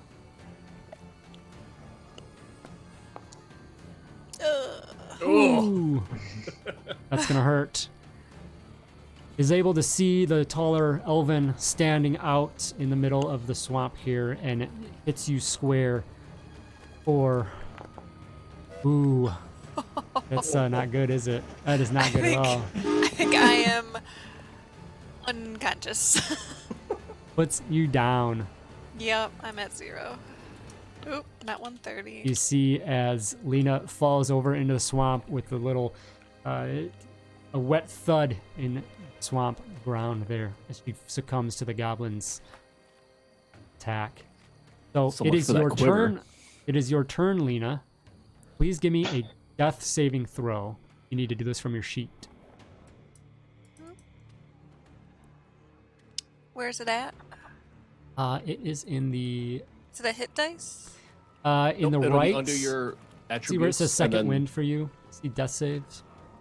Second win. Oh, yeah, death saves. Yep. Click on it. Yes. And normal. Okay. You're good. Did it check mark 1 for you in the saves automatically? It did, yeah. Or yeah, you have Yeah. one. Yep, 1 positives. Okay. You're still down, but you're not dead. Meal. We'll say that fire damage from before is what you took. You are up.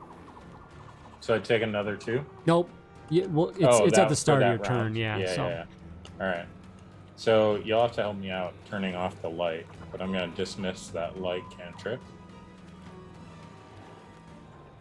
I don't know if that matters, if we'll be in the dark then. okay. Oh, I've you're got good, my 'cause- lantern out. Yeah, he Okay. has.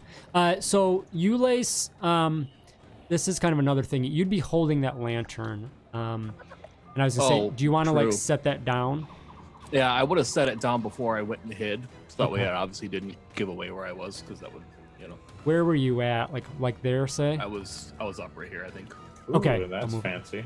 I'll move it back there, and then I'll turn yours off. Just turn mine off. Okay. Okay, there you go. Nice. So, yeah, super cool little effect there. So you'd be able to see anyway, Emil. Yeah. I'm gonna reposition right here. But, okay. So you do have enough movement, but to go through friendly person, it costs 5 extra movement. Yeah, I should. You still can, but whoops. I got the cone thing out. But yeah, I have 30. So yeah. You're good. Yeah. Yeah. You're good. All right, and then I think just making sure. Yeah, so I'm gonna cast Burning Hands in a 15-foot cone Okay. at these two beneath me.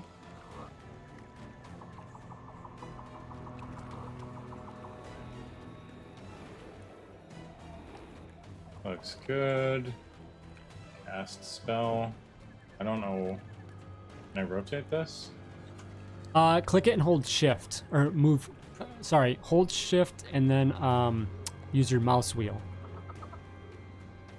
Try that. Click the template and then hit shift and then mouse wheel. That's just still zooming in. Oh, here we go. Now I can do it. Yeah, there you go. Oh, yeah. Nice.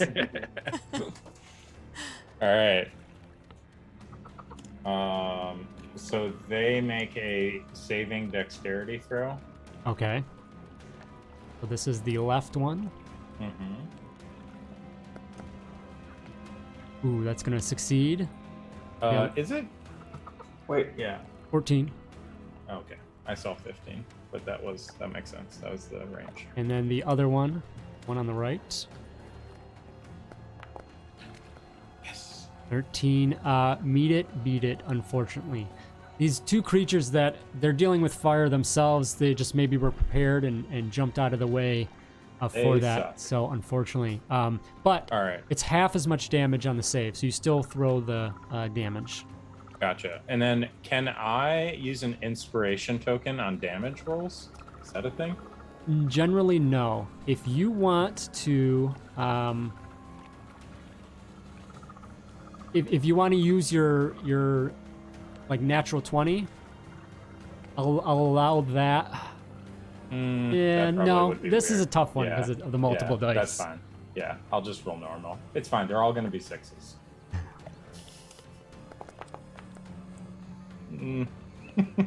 All One right. was a 6. So 11 damage. They will take half of that, so they'll take 5 points of fire damage.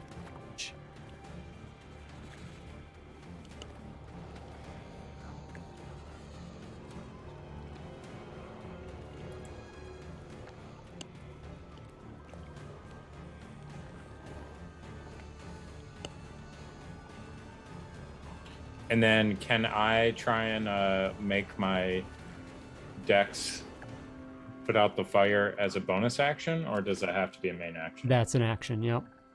So that is still on, and that is still going. You Unfortunately. got it.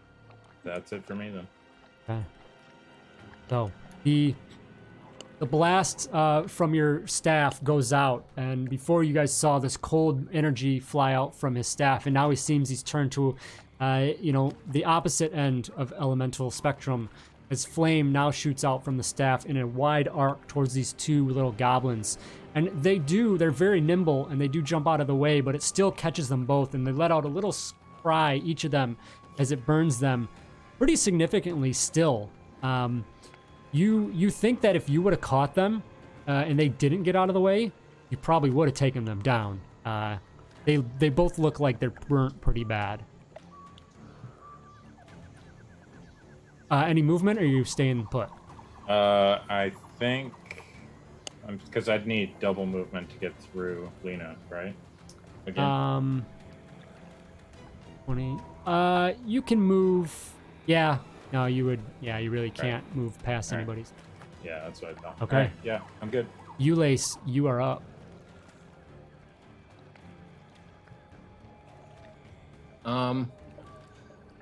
So being that I'm hidden right now and no one knows where I'm at, am I able to sneak up on somebody and then do an opportunity attack or Sneak attack, attack. sneak attack? Yeah. So the way that I do that is, so you can do a stealth. You got to give another stealth check, Okay. and that'll be against their passive perception. Yep. And if you succeed, then yes, you can have that. So Now, if I do that at the same time, do I get? So that doesn't stack with if I go No. to this goblin next Right. to Godrum, right? So you're gonna have the advantage anyway. So, or you're gonna have the sneak attack on this guy anyway. Yeah. So- So I think I'm gonna go for the guy that's over here in the swamp then. Okay. I'll just kind of sneak up onto him. Yep. So give me a stealth check.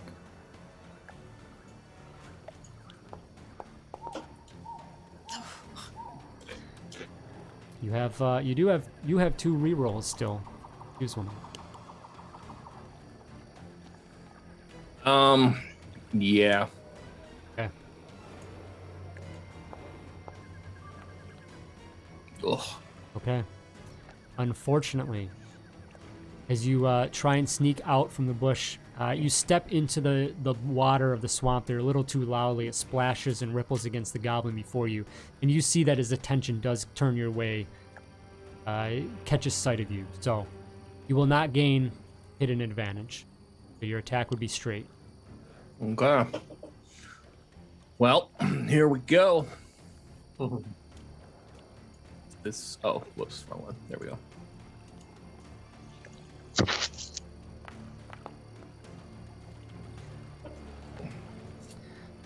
You slash towards the goblin, and unfortunately his thick, heavy leather armor that even these little creatures has resists the blade, and it does not get through. Use my net 20. If you want. Yeah. Okay. Give me a hit damage, and make sure you hit critical when that pops up for damage. Okay. How do you take him out? As I walk through, the water splashes against his knee. He catches attention of what I'm doing, tries to ready himself, but even as he does, I notice he catches my attention, and so I immediately rush forward, and with the one dagger or the one short sword, immediately just swipe across the front of his neck, slitting his throat. Okay. And he lets out a cry, a squeal, and he falls into the water as And upon doing so, my short sword becomes covered in the oil. Okay. It does, yes. And it kind of seeps out in the pond there as well. Yeah. I was going to say, if you got like something to ignite it, you could set it Right. ablaze, but I do. all right. Okay, Gokdrum, you are finally up. It is a normal turn. You All are right. covered in this flaming ooze. Did you take that damage already? I Yeah, I you- took that too. Okay, you're good. Initial. Top of this round, technically. Yep. Okay. All right. Well, first off, I need to do something about that goblin right next to me. So, I am going to attack him with my hand axe.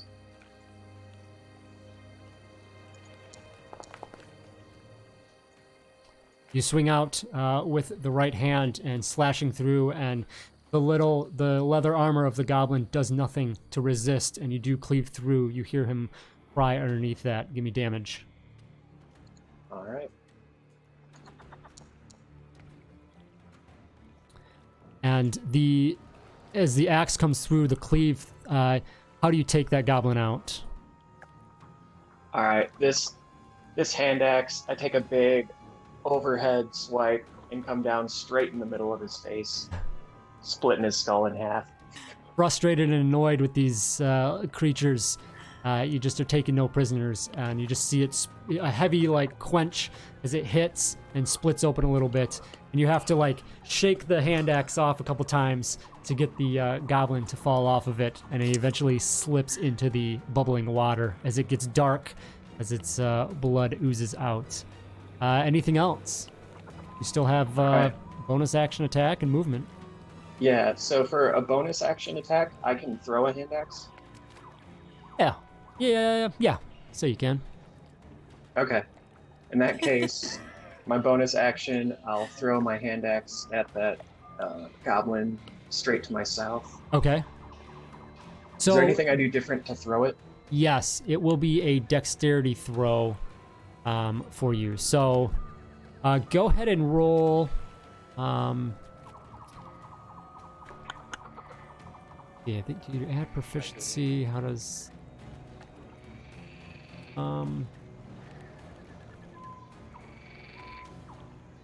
Actually, I need your proficiencies. That's... Well, you're proficient in it, but... Yeah, so go ahead and roll a dexterity, and then for a modifier, put +2 for a situational bonus. Straight dexterity, situational Okay, +2. so a dexterity check, and then situational would be... Actually, do it this way, sorry. Click on hand axe on your offhand. Do the... Or you don't have it. Never mind, you're good. Yep, okay. Click attack, and this one do... I think you're going to be at -2. Yeah, -2 on this one. Okay.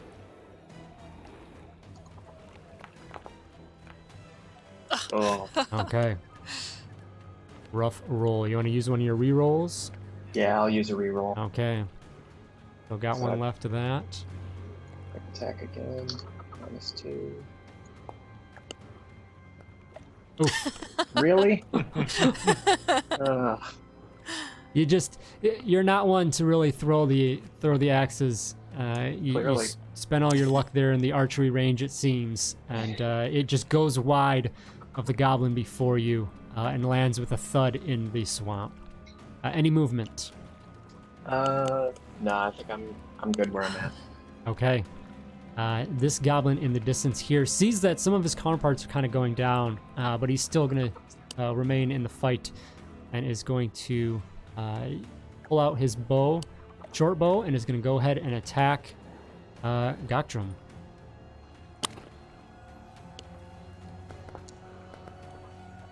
And I'm going to replace that with one of my natural 20s. Can I use my inspiration die to go against that? 7 piercing damage to you, Gactrum, as the bow comes out and strikes you in the already burning chest.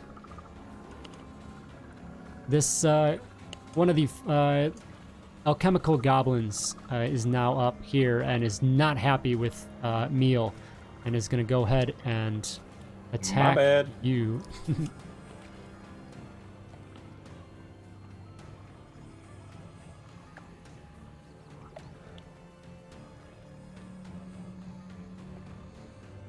And he seems that he's recognized a little bit that, maybe the fire's not the best for you. He's going to run up and just hit you with his club.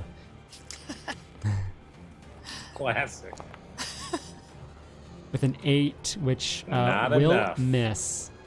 And he's frustrated and lets out a little annoyed grumble. I flip him the bird.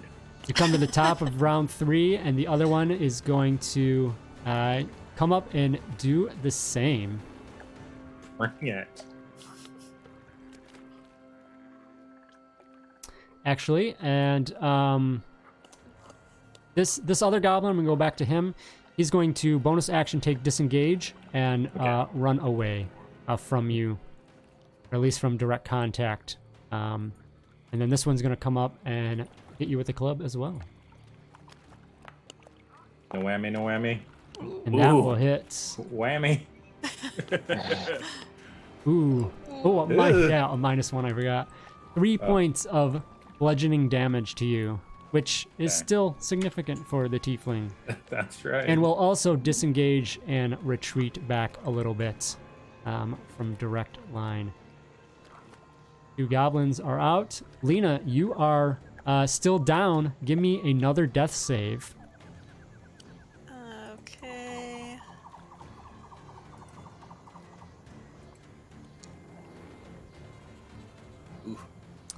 That is a fail. If you have you still have a natural 20 Yeah, to use. what I was thinking. If you want to use that, that will bring you up. You'll be back up to 1 hit point and you'll be alive. Okay, I'll do that. Okay. So How do use I do your that? thing. So go back to 1 hit point. Well, like type in one. Yeah. Okay, so now is your turn. First things, you're prone, so you're on the ground. It takes half Okay. your movement to stand up. I assume you're gonna stand up. Yep. Okay. Now, you have a feature called Second Wind. You'll probably want to do that now. What that does is, as a bonus action, you can regain hit points equal to 1d10 plus your fighter level.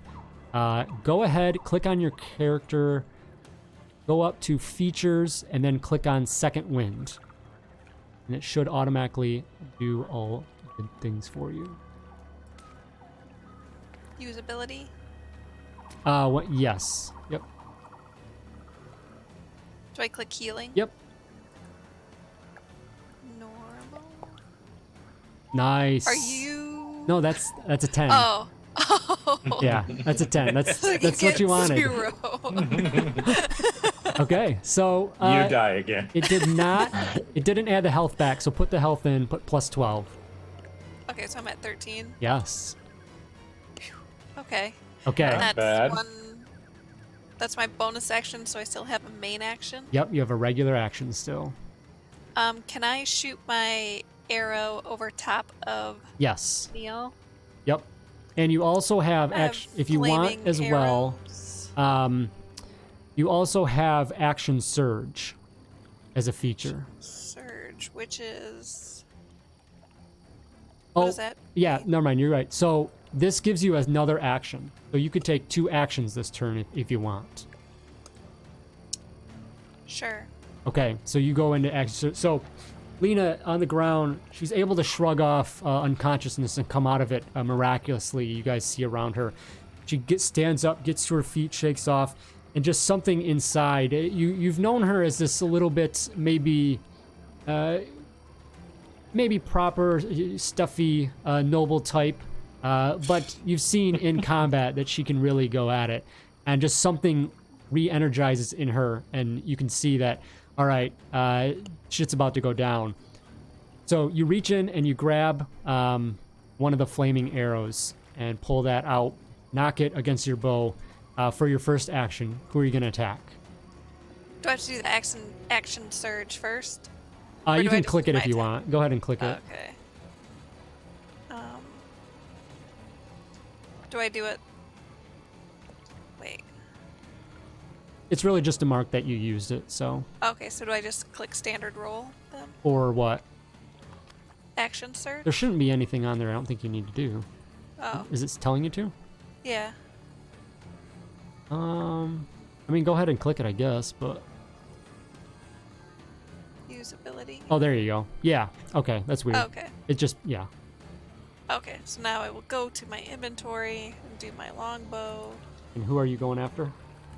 I'm going after this guy on Okay. the left. Yep, double right click his token. And then I'll put a little target symbol. There you go. Okay. Cool. All right. So I unleash the flaming arrow directly over Meal's head. That flies through. Mio, you feel the heat of the arrow, and it goes and hits the goblin square. Go ahead and give me damage. Oh, and before you hit the damage, hit 1d4 in the situational modifier for the fire damage.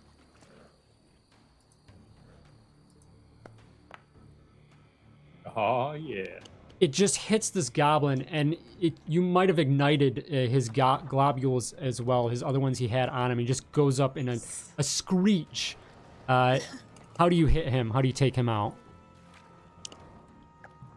The flaming arrow goes and hits him directly in the stomach. Hits him in the stomach, and as I said, the globules ignite and burst in flames all wrapped around him. He just goes in a cry. He falls back into the swamp water there, dead, and then it goes into a steaming hiss as the flame hits the water. You have another action. So now I will take my aim to the last remaining goblin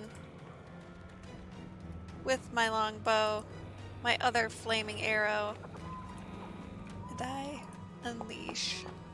Oof. Nice. Very And nice. That is gonna hurt. Hopefully. Do I do a D4 again? Yes, for the fire, yep.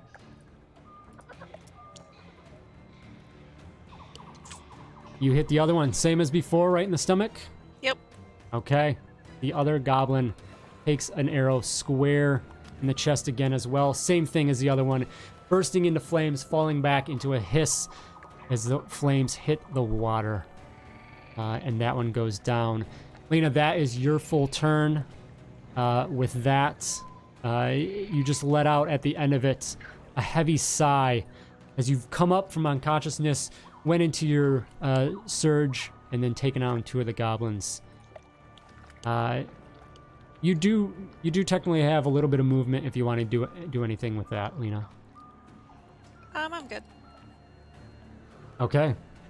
Meal, you've just witnessed 2 flaming arrows go past your head, taking out these 2 goblins before you in this eruption of flame, and you're just, what in the world? Also... I'm unfazed because I'm already on fire. You are, and you will take 0 flame damage from that, from your resistance. It's starting to die down. Yes. And your natural resistance to that is good. All right. Well, since it's not doing any damage to me, I think I'm going to go ahead and just shoot a nice ray of frost over here at our friend. This guy.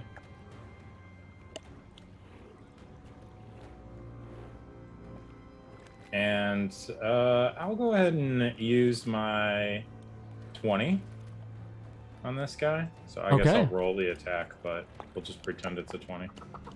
Ooh. Hey! Can I take it back? You can. Perfect. You gotta say it after the roll. Yeah, no kidding. If I rolled the 20, do I have to roll critical hit?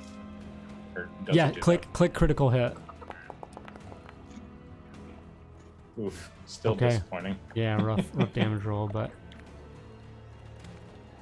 Use an Do you inspiration. need to use your nat 20 to replace the other nat 20? Yeah, no kidding. All right, a blast goes across the swamp and hits the goblin in the distance, and he cries out in anguish as it does hit, but he's still holding on, all things considered. Anything else you want to do? I'm just going to move myself back a bit over here and end my turn. Okay.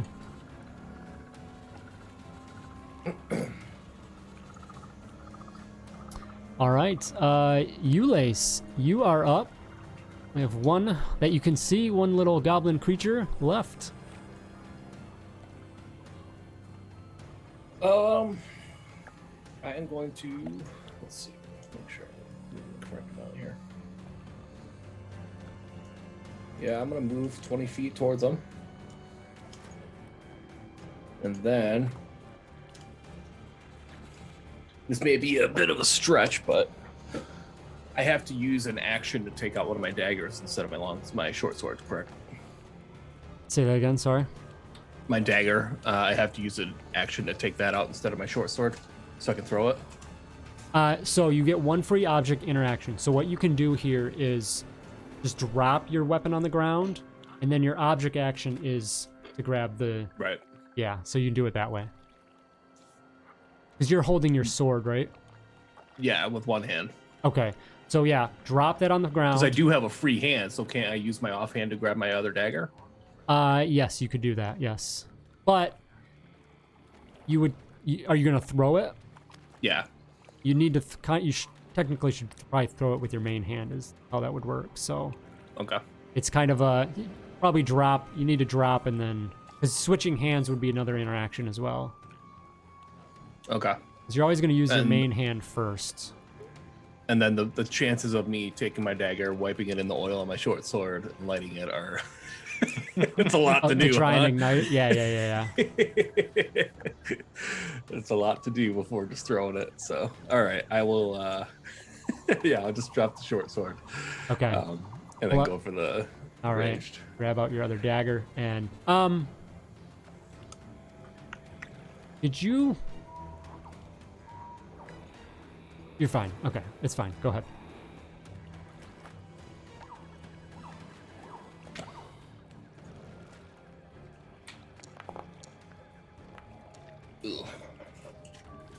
You fling the dagger across the swamp, and the goblin's paying attention and dodges out of the way, and you unfortunately will not connect. Can I then use my bonus action for my offhand one? You can, yes.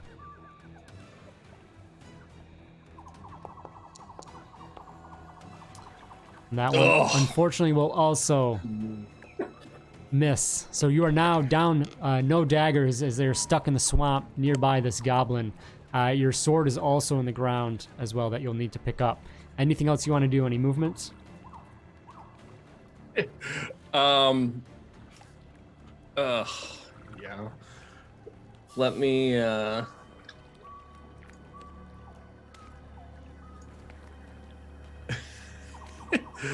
as I throw my daggers and miss, I'll reach in my pocket and grab my bell and just start ringing it at the goblin, taunting him that he's lucky I missed because it's so dark. But next time he won't be as lucky. Alrighty. Gogdrum, you are up.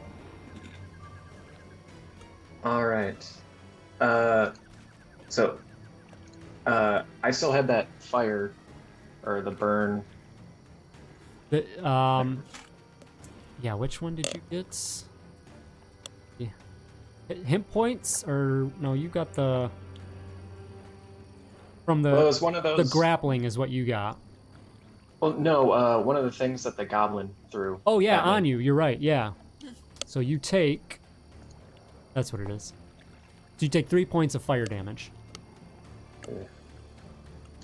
Okay. So it takes an action for me to get that off, right? Yes. That's essentially going to be your turn, unless you had some other bonus action stuff. Yeah, I mean, well, the only other thing I wanted to do was like move to pick up the hand axe that I threw. Okay, absolutely. Okay. Where So is I'll that? take the Where was action. that one at about? Which one? Yeah, I think it was about like down. You threw it at one of these guys? here-ish. Yeah. Okay, yep, that's fine. Before they ran away. So I'll Okay. move there to pick up my other hand Mhm. axe, and then take the action to get rid of that burn. Okay, so give me a dexterity check. Okay.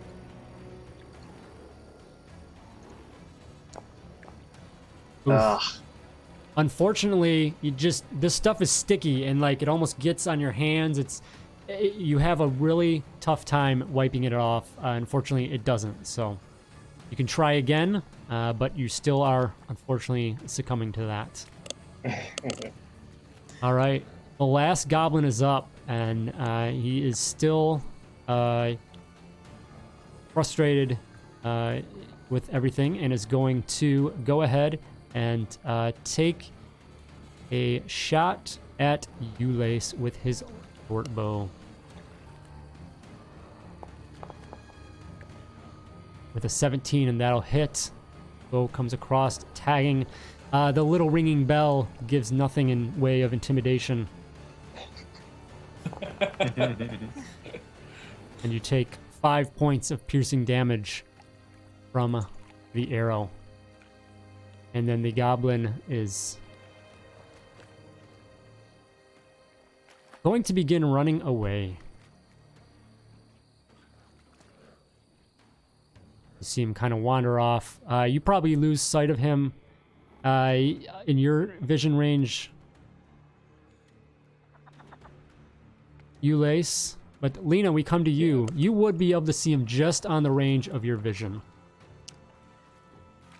Okay, so having seen the goblin starting to run away, I will...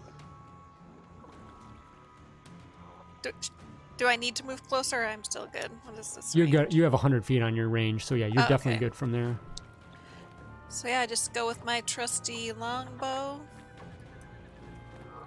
You're using your last fire arrow? Yes. Okay.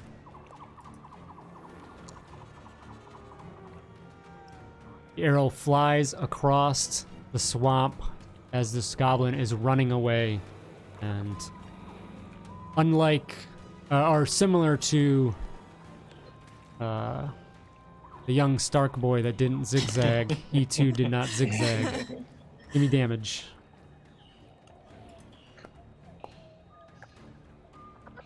And the did you add the D4? Go ahead, roll a. No.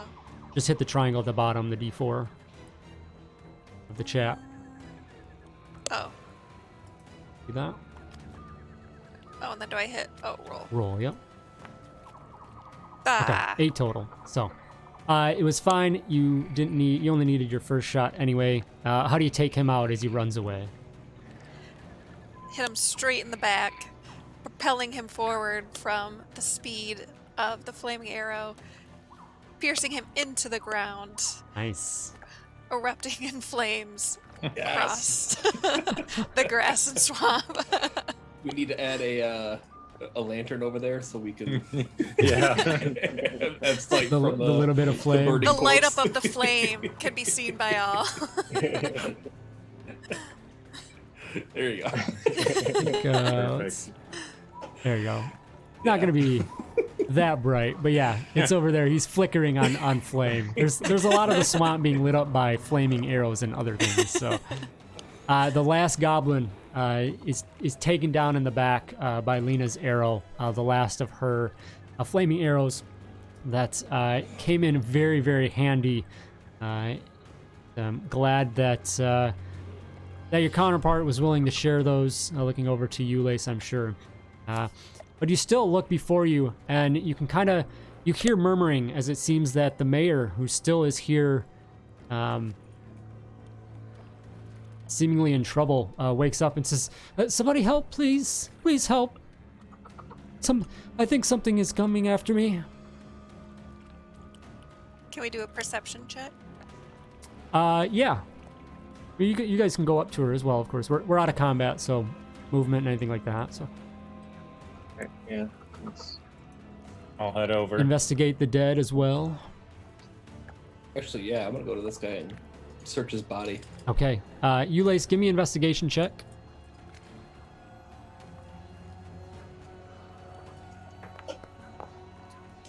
Ooh. And Gokdrum as well, if you want to kind of rummage through. Yeah. Give me an investigation. Yep. I'll do an investigation on all these potion guys. Okay. So you find the potions there. You don't find anything extra. Like, those are pretty easy to notice.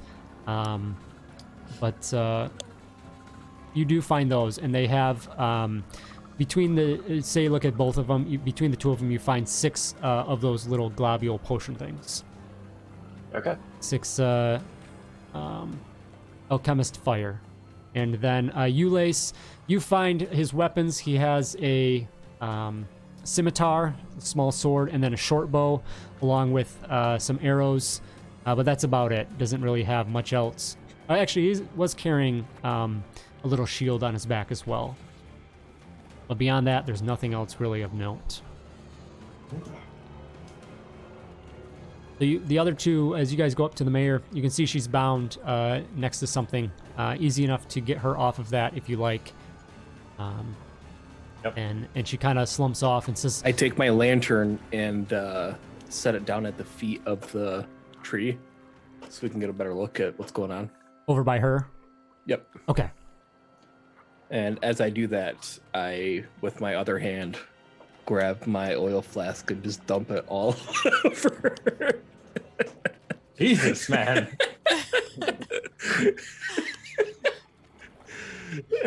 So she just calling out is like, what? I don't even know what happened. I think somebody knocked me out, and the goblins came out here and they were mumbling something green hag, they kept saying. Feed her to the green hag. So give me, whoever wants, give me Arcana, History, or... Yeah, I'll say Arcana or History. I think I could do a history. Ah, Ugh. You know, and I had a +4. Lena's not so smart. I mean, you almost died. It's not surprising that you don't remember The I great may green hag. still be concussed. Yeah, exactly. We should get you checked out. Stat. So, Meal and Goctrum, you'd be a little bit familiar with what she's mentioning, Green Hag. Essentially, they are these wretched, hateful beings that tend to dwell in dying forests, swamps like this, and whatnot. And they often make a home in a cave or something nearby those areas. They love to come out and manipulate other creatures in doing their bidding, potentially masking their intentions behind layers of deception, things like that. They will often lure victims to them by mimicking voices calling out for help, or drive unwanted visitors away by intimidating the cries of fierce beasts. So give me... you, Lace, we'll go back to your murder hobo aspect here. And actually, give me an insight check.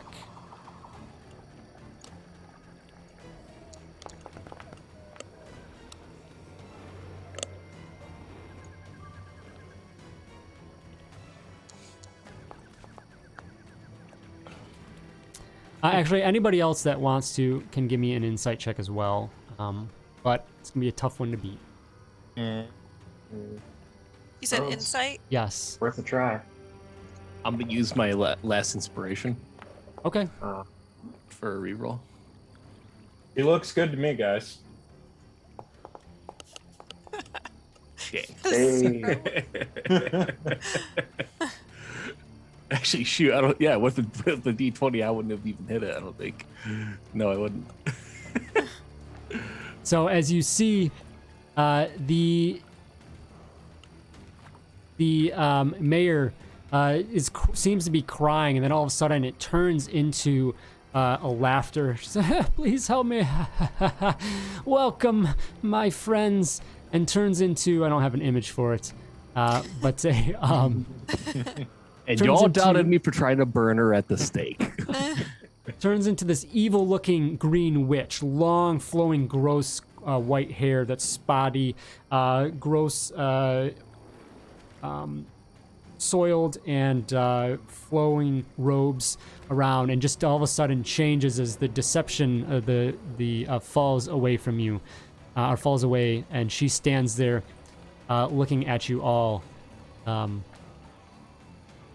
So real quick, another quick initiative round. I'm just gonna roll everybody in real quick. The lantern's not in initiative.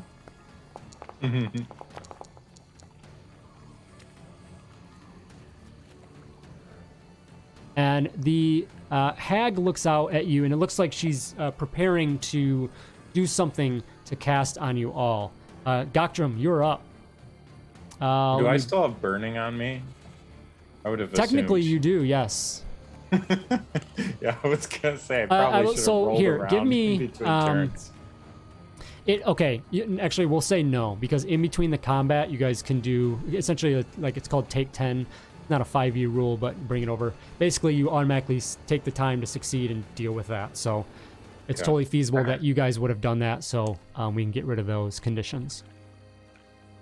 Okay. Does using a health potion count as an action? On yourself, yes. You can say that you have used that on yourself if you would have before, so prior to the combat, so you don't waste this turn, I'm saying. Okay. So go ahead and, if you want to use that, Yeah, I would say Yep. yes. so do the same 2d4 plus 4 Okay. /R.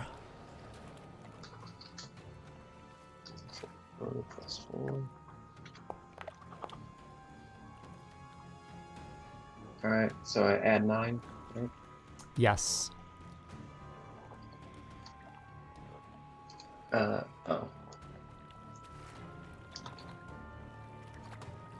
Okay, that did it. I have to add the plus. Okay.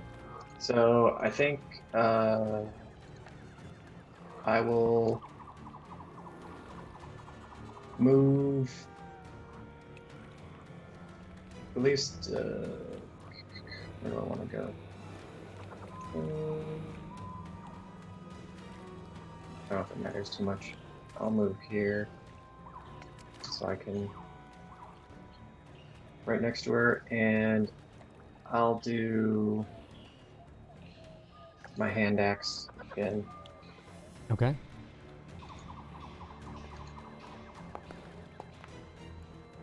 Good hit. That will come down. All right.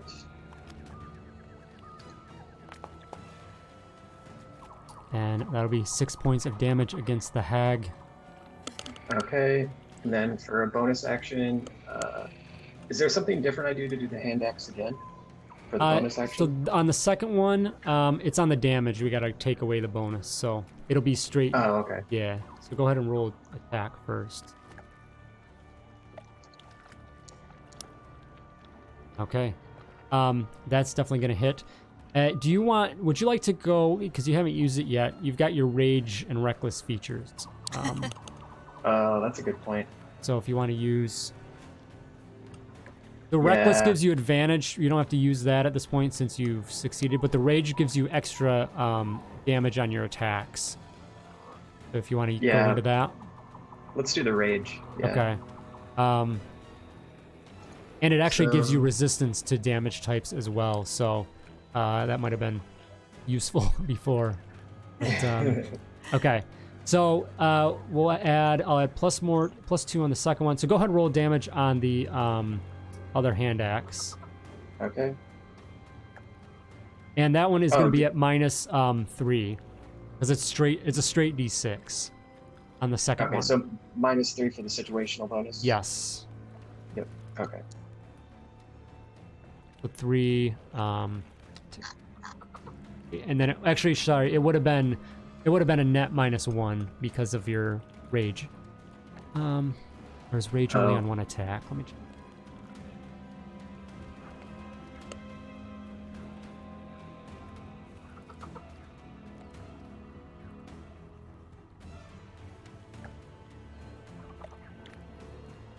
When you make a melee, yeah, it's all of them. So yep, okay, we're all good. So that'll be 5 damage on the next one. So a couple good attacks. Cut into her. Anything else? No, I think that's it. If I move away, she gets a free attack, right? So, Yes. Yep. Yeah. Technically, rage is a bonus action as well, so you wouldn't have been able to hit with your second axe, but it's fine. No worries. Oh, okay. Okay. Lace, you are up. So, in my hand, I have my short sword that's covered in oil. Okay. Can I stick that into the lantern to catch it on fire? Yes. As a free And then- object interaction, yes. Yep. And then I will attack her. And then when I attack, I have my Sneak attack, yes. sneak attack. Okay. Go for the hit first. That's with advantage, correct? No, For you sneak, don't. isn't it? Nope. Advantage. You get sneak attack without needing advantage here in this situation because you have people nearby. Oh, it's the extra d6 that it gives me. Sorry, that's right.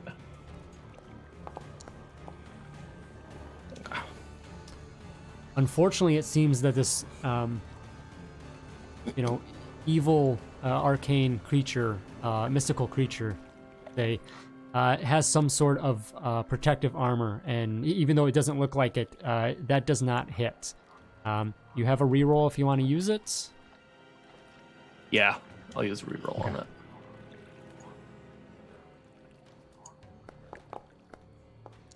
There we go. Nice. That does get through as your flaming sword flings into the side of her, singeing the drapery of her gown. So when you hit damage here, roll in the situational bonus, put D6 plus 1d4 for the fire damage. So there should be 3 die coming out. 2d6 plus a d4. And it's not a critical, right? It's just a normal No, because it wasn't. standard. Yeah. Okay.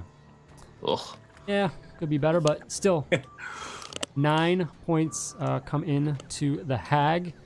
She cries out as that hits. All right. Anything else from you? And then That's bonus your- action. Attack with my offhand. Okay. Short sword. Can do. Oh. Oh, you get the reroll. Fortunately, the second one is not able to get through as you just resist against that mystical barrier. All right. Lena, you are up. You are right next to this. You saw the mayor convert here in front of you, and so this green hag is there, so you're right next to him. Did she get caught on fire from that, by the way? No, not on fire. Just kind of Just took burn took in the damage. fire damage Okay. from that. Yeah. So do I have to stash my longbow before I pull out a hand axe? Is that an action? Right. I would say I will allow you to, like, when you walked over to check on the mayor, probably is going to be your main reaction to throw that over your shoulder. And I'll say Okay. that's fine.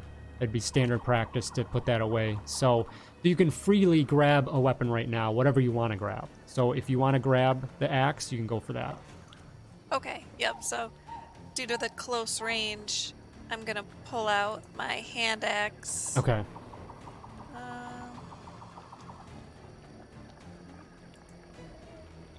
And attack.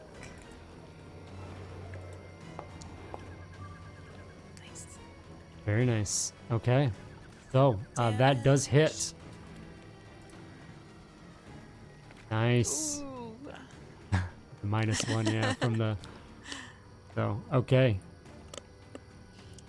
You So, lucked out too on the attack roll, but so with my bonus action, can I pull out my short sword with my other hand? Or no? you can pull it out. You can't use it though on that. And Oh. actually, no, it would. I think that would be an action. You can't. Can I just Yeah. use my hand axe again? Nope, it has to be a second one. Oh. You have to have the other weapons. So. So I'll use my second action or bonus action to retreat away. You don't To need to ass- use it. You don't need to use the bonus action. You just move. Oh, okay. Yeah. You don't really have. So she will get a free attack on you when you move away. Even though Johnny's or Neil's in the way. Yep.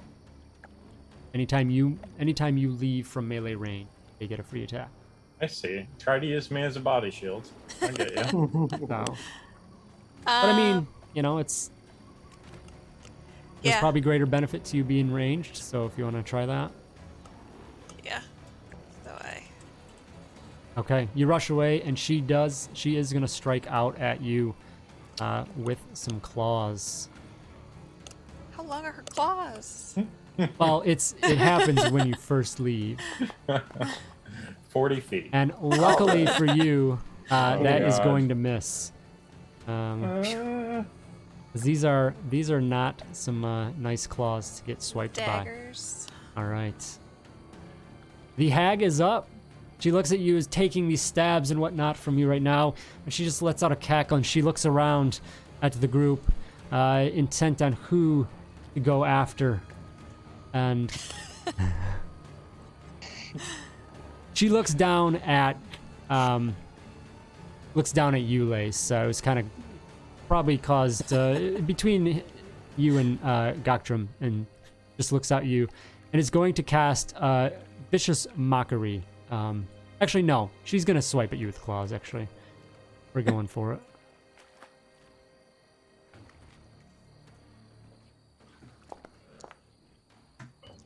A 14 will just hit.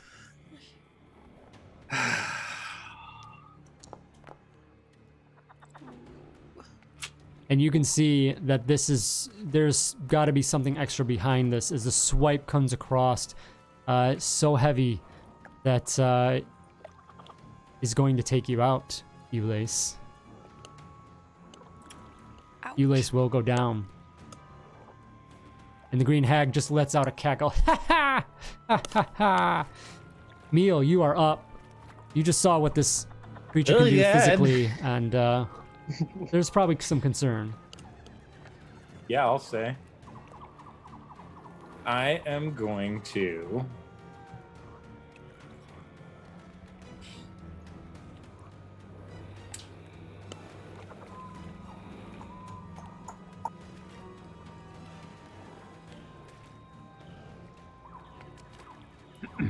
we're gonna try and hit her with some burning ants. Okay. Burning ants. Well, you know, That works too. yeah, that might actually be more effective than what I was gonna do. All right, and let me rotate this so I don't toast you, Cockdrum. Maybe Gotta go to Give the it- token this thing. part. Yeah, there we First, go. click on the. Yep, I got it. There you go. Yep. Okay. Yep, you're good. Beautiful. All right, Please don't burn me. let's go, Green Hag. See what you got. DC 13 Oh, yeah. saving throw. Oof. Oh, come on. A nimble All right, well, fay. big damage. All right. Medium damage. 10. This will be 5 points of fire damage. He's very frustrated with this fire that is coming at her. All right. Well, hopefully she's frustrated enough that she doesn't make an attack as I try and run away. So I'm going to start moving back. I'm And assuming from she'll a attack. mechanic standpoint, you would know that she only gets one opportunity attack per round. Oh, So no. you So can I do. run away for free. Perfect. All right. Nice. Okay, let's see. I'll go like here. And then, yeah, straight back. Hang out with my friend Lena. Okay. Gokdrum, you're up. You've seen what this witch can do, but you're hoping you can take care of it. Yep. I mean, I'm most effective from melee range anyway, so I'm going to use my hand axe again. And you are still raging, so you'll get that bonus. I think... Okay, so I haven't used it yet, so can I use my nat 20? Absolutely, yeah. So when you hit Okay. damage, go ahead and click critical hit. Alright. Not a great roll. All right, Bill. Let's see, and I think we got to get that, so it's 12 total because of the rage damage. It's not on there, Okay. but yeah, still 12 Alright. points. I mean, that's... Yeah. And then offhand, the hand axe again.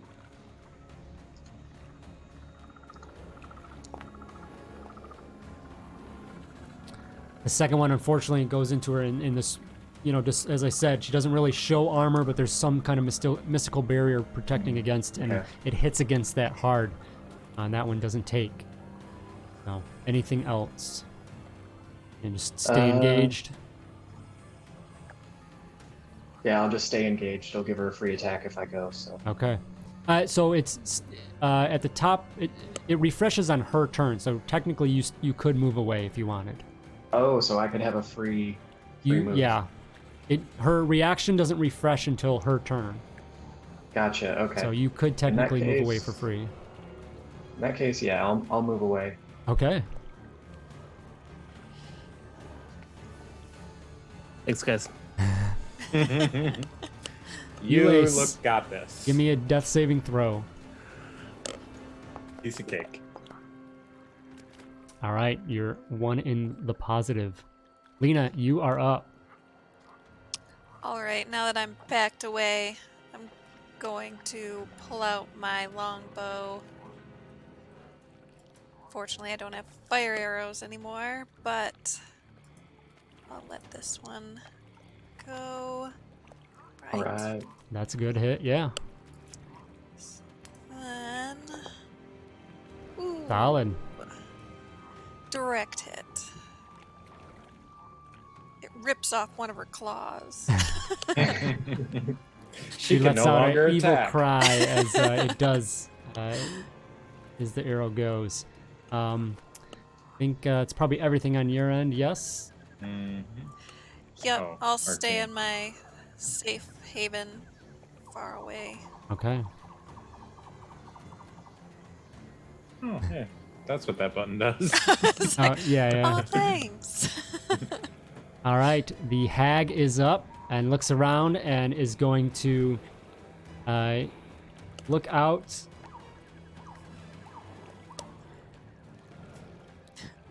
And Sees Ulysses is already apparently dead. No need to attack him again. yes, just look out.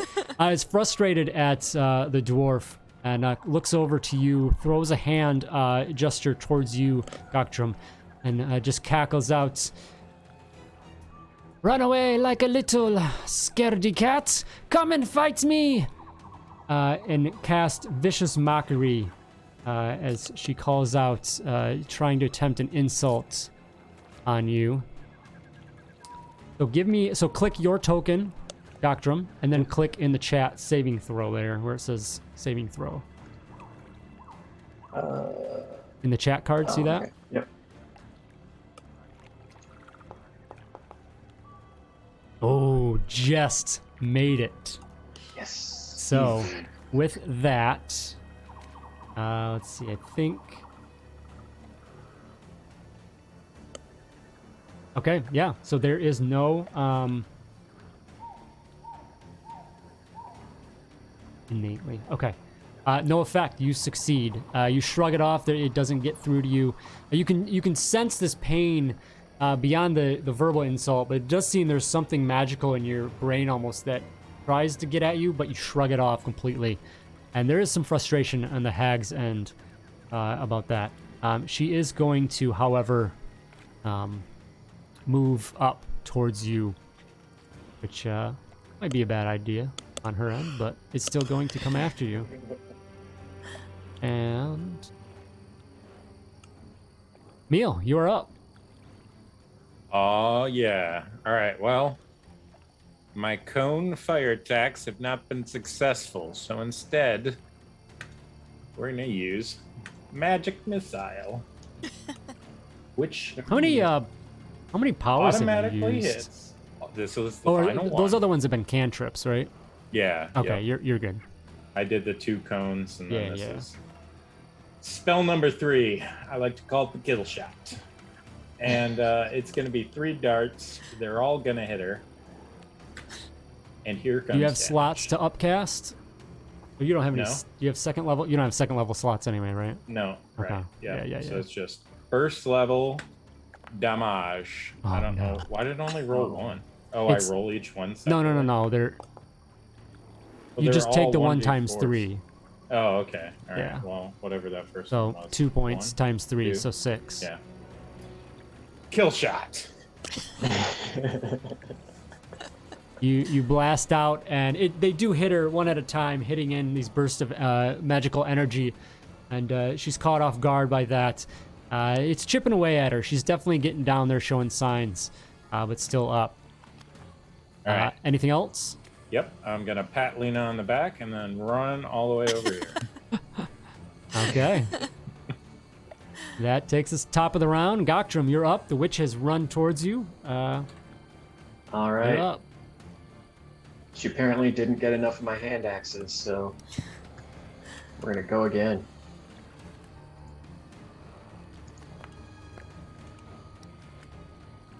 That unfortunately will not get through. Ooh, He's a tough cookie. man. Okay. Well, gonna have to try again with the other So hand. you have your other feature called Reckless, which gives you advantage on the roll. It does give advantage coming in, but it'd be beneficial to use that. Okay. You want to use that? Basically, just you'll roll one more roll, and that'll be your first attack. If you want to use that, and you get it on all Okay. attacks. Yeah, but might as well use that then. So, Okay, so Reckless, you're already kind of raging in this fight, and you just go wildlessly. It's your first attack only, but still worthwhile to use that. So go ahead and roll again your attack, and this will be for the first attack overall as advantage. Okay.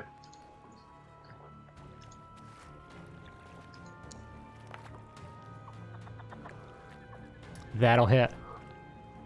All right. Nice. Good damage, yes. Okay, so that was worthwhile as you kind of throw caution to the wind and wildlessly swing your axe around. You are able to hit her with your first attack. You have your bonus action if you'd like. All right. Yeah, I'll do This the this one will hand just be action straight, bonus. normal. That's Unfortunately, the not next one will not. You come out of that recklessness a little exhausted.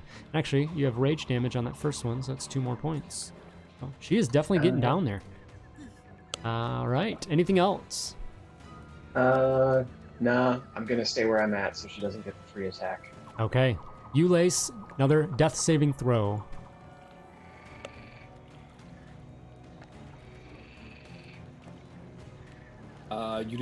It's telling me I don't need to because of my health.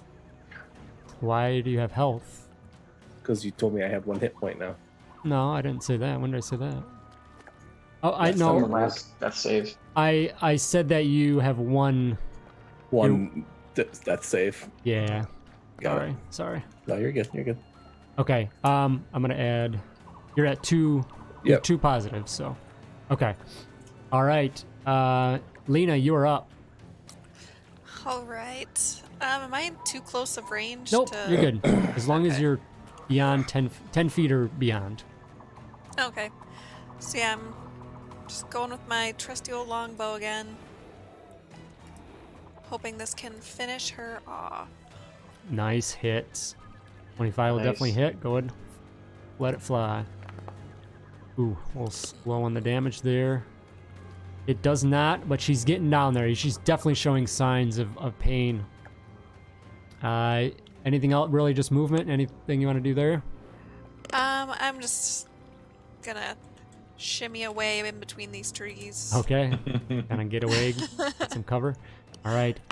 The green hag is up and is clearly in pain and whatnot, and she is going to.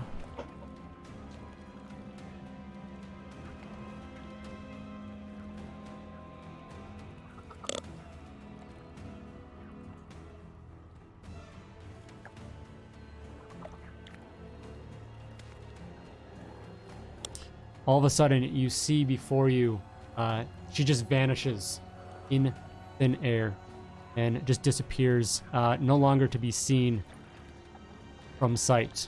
You're not sure where she goes. You can't see anything, and you're just not sure where she's at, if she left or whatever. Meal, you are up. Okay. Well. And you probably have a feature that you could potentially use here. I don't know that I do. I have a spell that could help me, but I cast them all. Oh, or is Like detect magic? Yeah. Is that Yeah. okay? That's Sorry, what I was thinking. you're all booked out. I'm all booked out. Okay. This intense battle. But what I was thinking is, could I cast a ray of frost at the spot where she was? Yeah, absolutely. Just see if she's still there. Yep. Okay. Let's do that. Who knew witches could be so sneaky? I know. The ray of frost goes out and it hits the area where she last was and just hits the ground. And you're very confident that she's at least definitely not in her original position. Okay. I yell out, "Good luck, Goctrum." And then my turn. Okay, Gotram, you're up.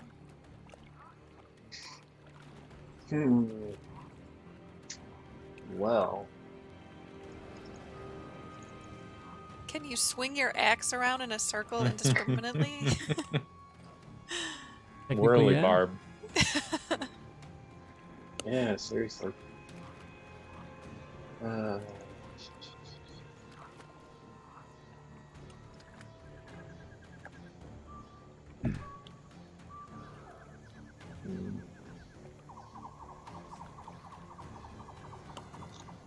Yeah, I don't feel like I have anything I can do.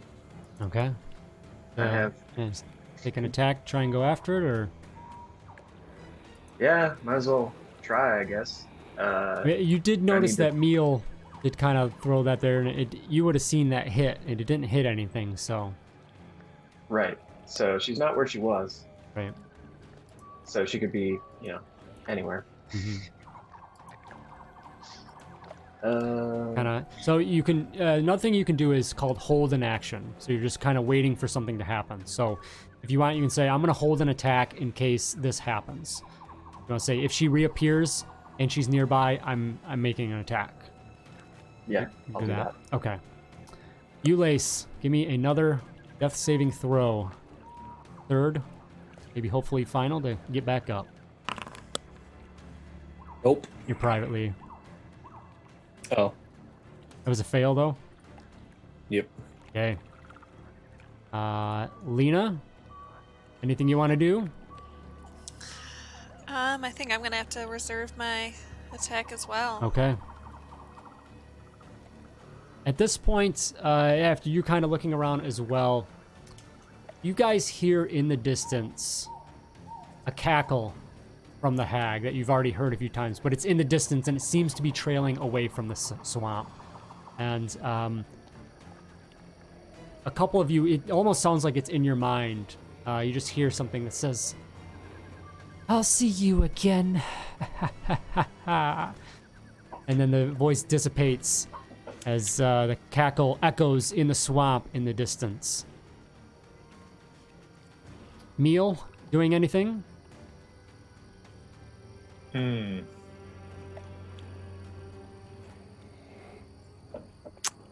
Meal had an inspiration token he could have used to get magic back, or to be able to cast another spell.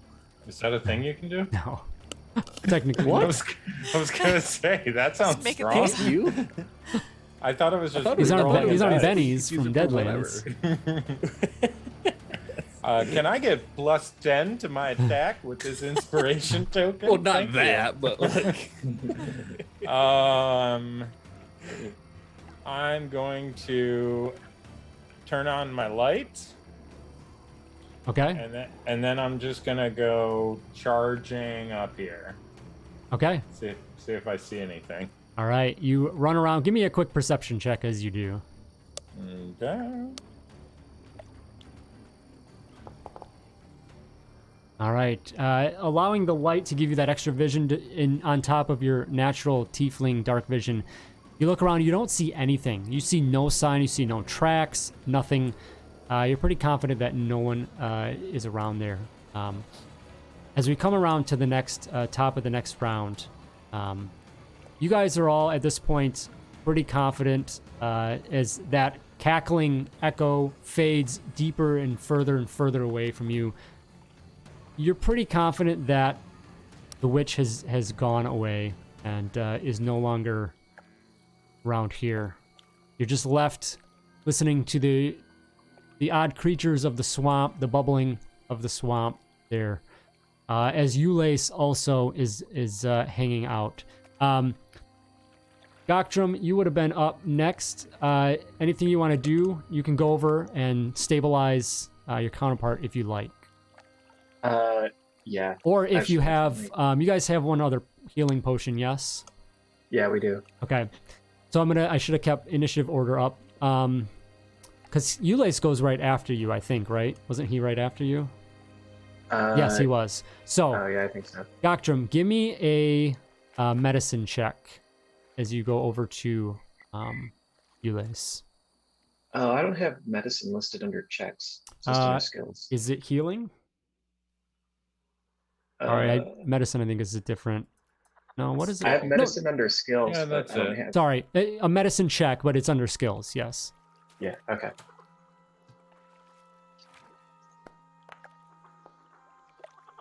Okay, luckily, this is not your strong suit, but you know enough to help a fallen comrade at least stabilize, and you do that. So you stabilize Ulace enough to where he doesn't need to make saving throws anymore. And so the reason I called for that is because if you failed that, he would have had to make another death saving throw before someone else comes up to give him a potion. But you've stabilized him, he's good. Because if he would have got a nat 1 on this next death save, he would be done gonzo. So This Gotcha. allows the other two of you, whoever has that other potion, to come up. So Ulace, go ahead and roll /R 2d4 plus 4.